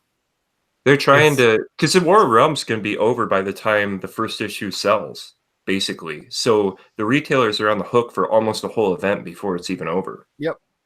Oh, I see what you mean. You mean like they solicit all of it. You got to kind of, you For got to sales numbers. pre-order By it. the time issue 1 is on the racks and you know how much it sells and you're ordering for issue, We've already placed our order for number 6. Gotcha. Yeah. Okay. Most Yeah, that of it's makes sense. over. And yeah, it's terrible. It's true. My orders are already in my pre-orders are already in for all 6 issues before number 1 had actually been out. And that's a really great point. As a consumer, I try to tell people, like, look, I'm pissed off at Marvel because what they're doing with their books. As a fan, I hate it. But I also am a supporter of the LCSs, and I think the LCSs are what keep the industry afloat. We need that as fans. Like, the LCS is our friend, and you should stand by your friend because they're hurting LCSs. Like, this predatory practice is bad for stores, and if you care about your stores, you shouldn't stand for it. My store gives me a Hershey kiss every Valentine's Day, so I have to stand by them. They're my Well, I mean, Valentine's, so. if Marvel and DC actually cared about the LCXs, they would stand on Diamond's neck for how much they fuck us over on all of our print, on all of our the print quality and our shipping issues. No, there's a huge side of comics Twitter that seems to say and everything fuck like that, because LCSs. they would do something right up the about ass. I don't really agree with them. I remember they're- when what was that Well, Hawkeye series they're came out under Fraction, and I would literally degrade the comic a full point by reading it. It was that degrade it. poor. The printing was that bad. The ink all came off. Like the The ink story smeared. was bad. But the ink smeared. Yeah, he's talking about the production quality though. Oh, yeah, just the paper. Just like it almost started. I was like, this thing is like degrading before my eyes while I read it. Like they have stepped up their quality since. I've been getting the Conan stuff. It's better paper quality. Savage Sword of Conan's awesome, by the way. Yep, I love that. I Yeah, love it both Conans right now. Yeah, but for $3.99, $4.99, $5.99 an issue, Marvel keeps Conan's pushing that price Regular up. Conan's pretty good. They need to have quality printing, like at the very, very least, to justify these prices. You know, I'm starting to go away, except for like hardcovers of collections and old things. I'm starting to go away from trades. Like I don't really like the look of them. I kind of prefer the floppies, and I would buy the floppy, and that's it. I much Yeah, prefer I like the too. floppy. I do floppy or digital. If I want like a trade to read, I just get digital. I know If there's wanna, own the DMI. What he physical, likes to the do is get the floppies and then get the trade. If he really likes something, he buys pretty much every print of it possible. But if it's Yeah. cost effective, I'll get a trade. I will get I've a got trade people hit like cost that. effective. What I usually have people, a lot of customers do is they'll buy the floppies, but for some reason they don't read the floppies. They put them away, and then they buy the trades when after 6, yeah, Black 7 Cap issues, does and, that. What? Yeah, Makes sense. so That's what Black Cap says he does. Yeah, floppies he'll buy the might floppy, have but he'll wait value. for the trade. because the floppies go up in value. Trades Yeah, don't. but I still want to read a comic. Yeah, Yeah, I trade. love that book. I love opening them. I don't know. I just all love the feel all of the floppy. comics that I get for my PC, for my personal These are the kind of collection, people that go out and buy commemorative coins, aren't they? Like, But all the Guys, I got all comics I 50 get for my states. PC, I get 2 copies. I get 2 copies of every comic that I have that I subscribe to. So one to read. as and one long to as put you're back. reading one of them, if you're reading one of them, that's fine. But like, if you're buying it and not reading it and then getting a trade, I don't understand. Hey, Black Cap supporting his LCS twice. I'm all for it. Well, As long some as you're people not buying have them through different preferred Amazon all the reading time. styles. I mean, I enjoy reading on my iPad. I've been really liking that. So I buy the floppy, I put it in the bag, and I get a digital copy on my iPad. And Oh, I'm just and not if you read crazy in about Marvel, you reading. get a free digital code if you read Marvel. I got my tablet here and I do the Shonen app on that, but I still would rather own the manga because it feels. and that's better. fine. There's nothing Yeah. wrong with that. Like, But I do admit I space like. is a factor. For me, It it's is kind for of a me. laziness thing. Like, I'm just like, I like to just be able to like read in bed. Like, I don't have to worry about lights on. I don't have to worry about Cheeto fingers or like whatever. Just I can, and then I don't have to tell you worry about about the light falling thing. asleep and like rolling over on my comic and being like, oh, now it's all crinkled. It's Because like, lighting is an issue. I have one of those little like forehead lights, and I'll Like a read with miner's that, like lamp. my dorky thing. Yeah, because All right. lighting is an issue, especially if it's at dusk or nighttime. Yeah, I'll put the By thing the- on. and It's it, pretty and it by the dark. matters way- to what you're reading. Like, I wouldn't do it on my phone or even my computer, but I got a 12-inch tablet. Like, it's just Oh, gorgeous. could you imagine reading on your computer with a mouse? You'd be like, oh, so uncomfortable. My but, back yeah. hurts thinking about it. So All right, guys. So we're at that time. It's time to wrap it up. I hate to do it. It was a good Oh. conversation. And so let's do our weekly recommendations. Lance, what do you got for the people? I have easily the best comic every time it comes out, in my opinion. Cinema Purgatorio 17. oh, I've never heard of this. I don't know if you guys know. You know this one? Never. No. Tell me about Let it. us know. This is from Avatar. It's wrapping up with the next issue. I would assume the collections are going to start coming out within the next year. But it's an anthology comic, and the first story is the best, which is Alan Moore and Kevin O'Neill, and each issue is like an 8-page. Oh no. 8-page No. cutout.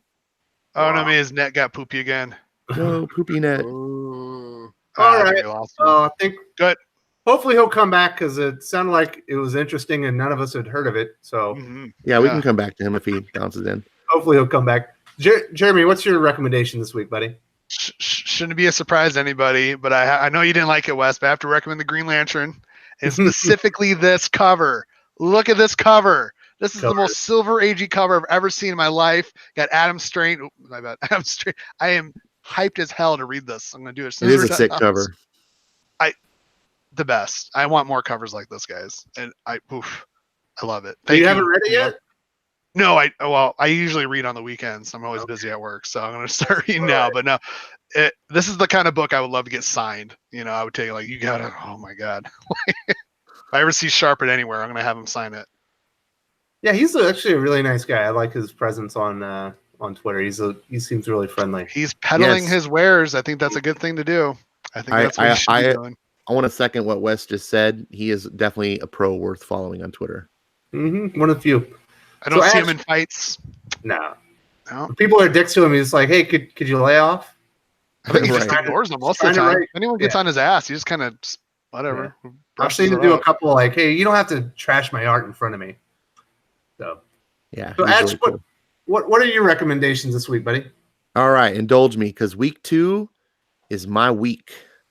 Oh, this is the big one. Let me get back to where I was. Okay, so Detective Comics 1001. This is the one I'm putting my money down on based on what I've read so far. This is the jumping on point for Batman fans. You can forget all your complaints about Tom King because Tomasi is the new king. Flash under Joshua Williamson is good, and this is number 68 coming out, but if you're still hesitant, number 70 will be coming out soon, which is year 1, which will be a great jumping on point, but Josh Williamson's a great writer. But the real star of the week is Hawkman 11. Oh man, this series is so good. Number 10 left me just drooling. Also, if that's not enough, because wait, there's more. Oblivion Song is a book that I got a little behind on for various reasons, and I'm finally all caught up again. And this is a book that I should have been really just pushing harder. I can't believe I fell behind on this book. It's so good. It's one of the best indies out there. Skybound. It's a Skybound book written by Robert Kirkman, and it's a deep dive type of book where every issue just keeps unveiling new things. It's like a go down the rabbit hole, Alice in Wonderland. You're just like, what are they going to come up with next? And I have to also give them props for their publishing. Not only are they're 6 issues ahead on the book, so it's always coming out on time, but every time they finish an arc, when they start a new one, they release the trade. So when issue 13 came out, they released the second trade on the same day. So if you're like, I don't know, it's like, do I jump in? You can catch right up. You don't have to wait 6 months for the trade to come out. They have a pretty good price point. It's like $10 or less. And it's just really user friendly. I feel like they're really trying to make books to appeal to fans and make it as easy to get into as possible. And none of these guys, well, that's not true. There's Layman is part of Skybound, so screw him. But most of these guys at Skybound don't get on Twitter and rant and rave. And so these are all good books that I've said. I'll put my reputation behind them. No, that's my phone. Sorry. Oh, should we let Lance finish what he was saying? Yeah, we got to let Lance finish. I think we're all interested. Oh, sorry, I got cut out there. Yeah, we're bummed. You were talking about that one book.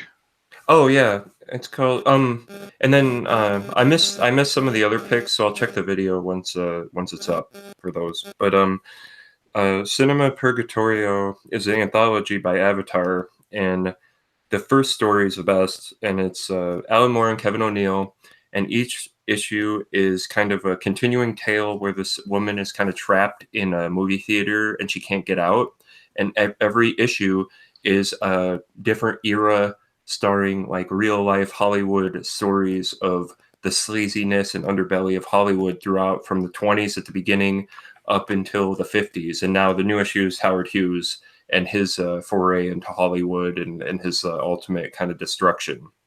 So it's once the collected edition is out, it's going to be amazing when they just collect just Never Cinema heard of it. Purgatory. This is crazy. And then the other stories are solid. You have, I'll just read what they are quick. A More Perfect Union by Max Brooks and Gabriel Andrade. That's not a good story. Code Prue by Garth Ennis and Raul Caceres. That's pretty good. That's a funny one. I like that. The Vast from Christos Gage and Gabriel Andrade. That's he's pulling double duty apparently. That's solid. It's not. It looks very good, but the writing's kind of weak. And then modded by Kieran Gillen and Nahuel Lopez. And that one, I liked it a lot for a while, but it's kind of worth it on me now.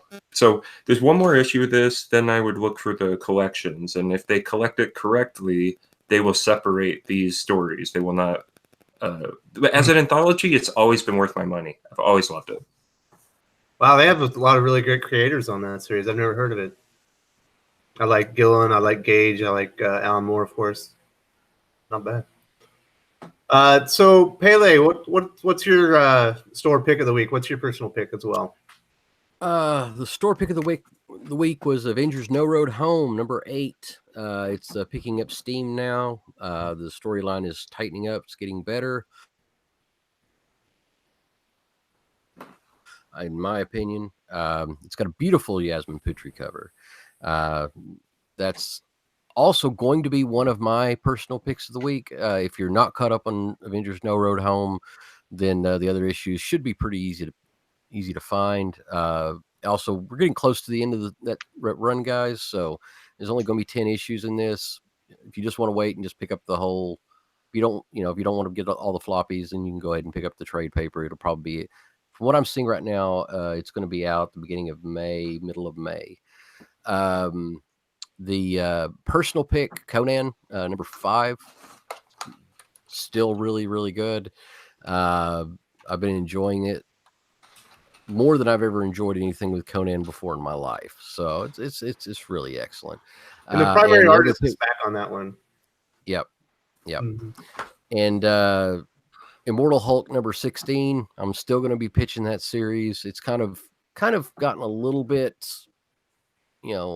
wordy narrative now, but there's some decent action in this issue, but there's going to be a payoff, I think, somewhere issue number 20 to get ready. It's going to be changing. I think it's what I hear. It's going to be changing the Hulk for likely the next decade or so. It's going to be changing the character. So I strongly recommend everybody pick up Immortal Hulk up to number 20. It's already been groundbreaking. I think it's going to get even more groundbreakier over the next several issues. Probably going to have a lot tied in, since you also have to remember that Al Ewing is writing No Road Home. Those two are going to be connecting up pretty soon as far as storylines go, and War of the Realms interconnection too, since he's also tied with that. So what you're going to see with Immortal Hulk from 16 to 20 is going to be mirroring what's going to be happening in War of the Realms, as well as in Avengers No Road Home. And you're going to have like a complete tie-in on that probably by the end of this month. So strongly recommend, if you're a Marvel fan, to jump in on that.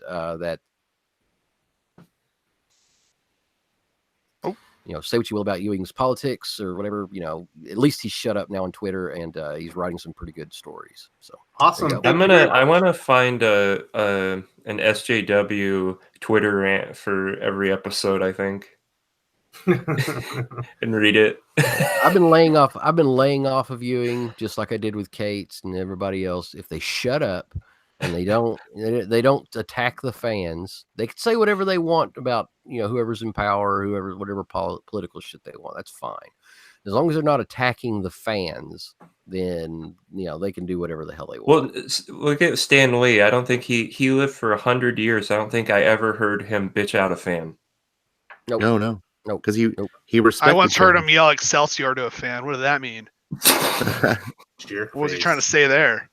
It's Croatian for asshole. That son of a bitch. Al Ewing mass blocks comic fans. I can't promote his He work. has at least 40,000 comic fans on his block list. But whatever. Wow, could you imagine Ron in the That right for those sucks. people? But I hate these guys so much. I'm going to block them on Twitter. I hope they buy my product. Yeah, Yep. I You mean, guys he doesn't have remember me like blocked. the All right, guys, we got to He wrap it doesn't up. have- Sorry. He doesn't have me. He doesn't have me blocked. Al Ewing doesn't have me blocked. I've talked with him, and the reason why he doesn't have me blocked is because I'm a comic store owner, and I basically told him, I said, dude, just don't bitch at the fans anymore. Stop attacking the fans. I'm trying to and sell your talk book. Otherwise, I'm not going to carry your shit anymore.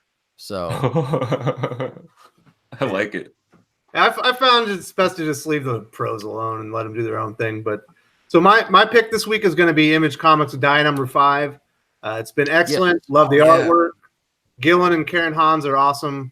I know the first few issues are going up in cover price. I believe Pele's talked about that a couple times. So it's like a Dungeons and Dragons based universe.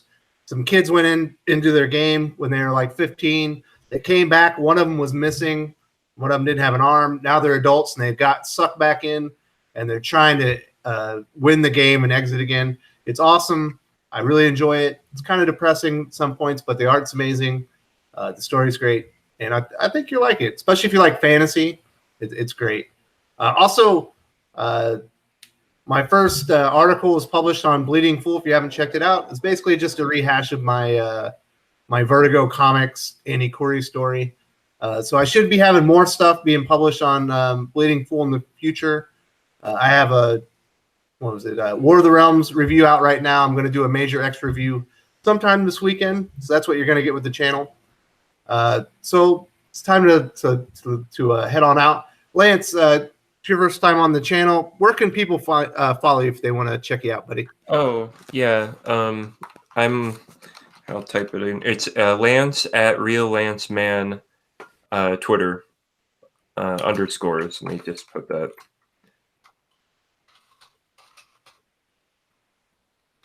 Well, you can, or maybe I'll just post it onto your Twitter, and they can see it from there. I'll put something up there right That'll after. Okay. Yeah, That's easier. Mm-hmm. I'm trying to think on my feet here. It's no worries, mate. It's your first time. So, Ash, where can people follow you, buddy? You can follow me at Ash1138. That's on Twitter. And you can find me on YouTube, Ash on Comics. Just right-click on my avatar thing in the chat, or just search Ash on Comics on YouTube. You'll find me real easy. Awesome. So, is the Ash and Bat show coming back? It's on indefinite hiatus right now. We're A little hiatus. having some sometimes- creative differences. Oh, okay. That happens. Sorry, I didn't mean. Why'd you have to bring No, that no up? worries. That wasn't my intention. So it's perfectly fine. It's a valid question. All right, so Jeremy, where can people find you, buddy? Just hanging out on Twitter at -1 digit. Just hanging out. Shit He's posting. also got one video on YouTube, I believe, or was it BitChat? BitChute. Well, it's BitChute where I'm bitching about Deathsworn. All right, so check his video out on BitChute. Yeah. It's great. Or don't. It's really dumb. And finally, Pele, where can people find you, buddy?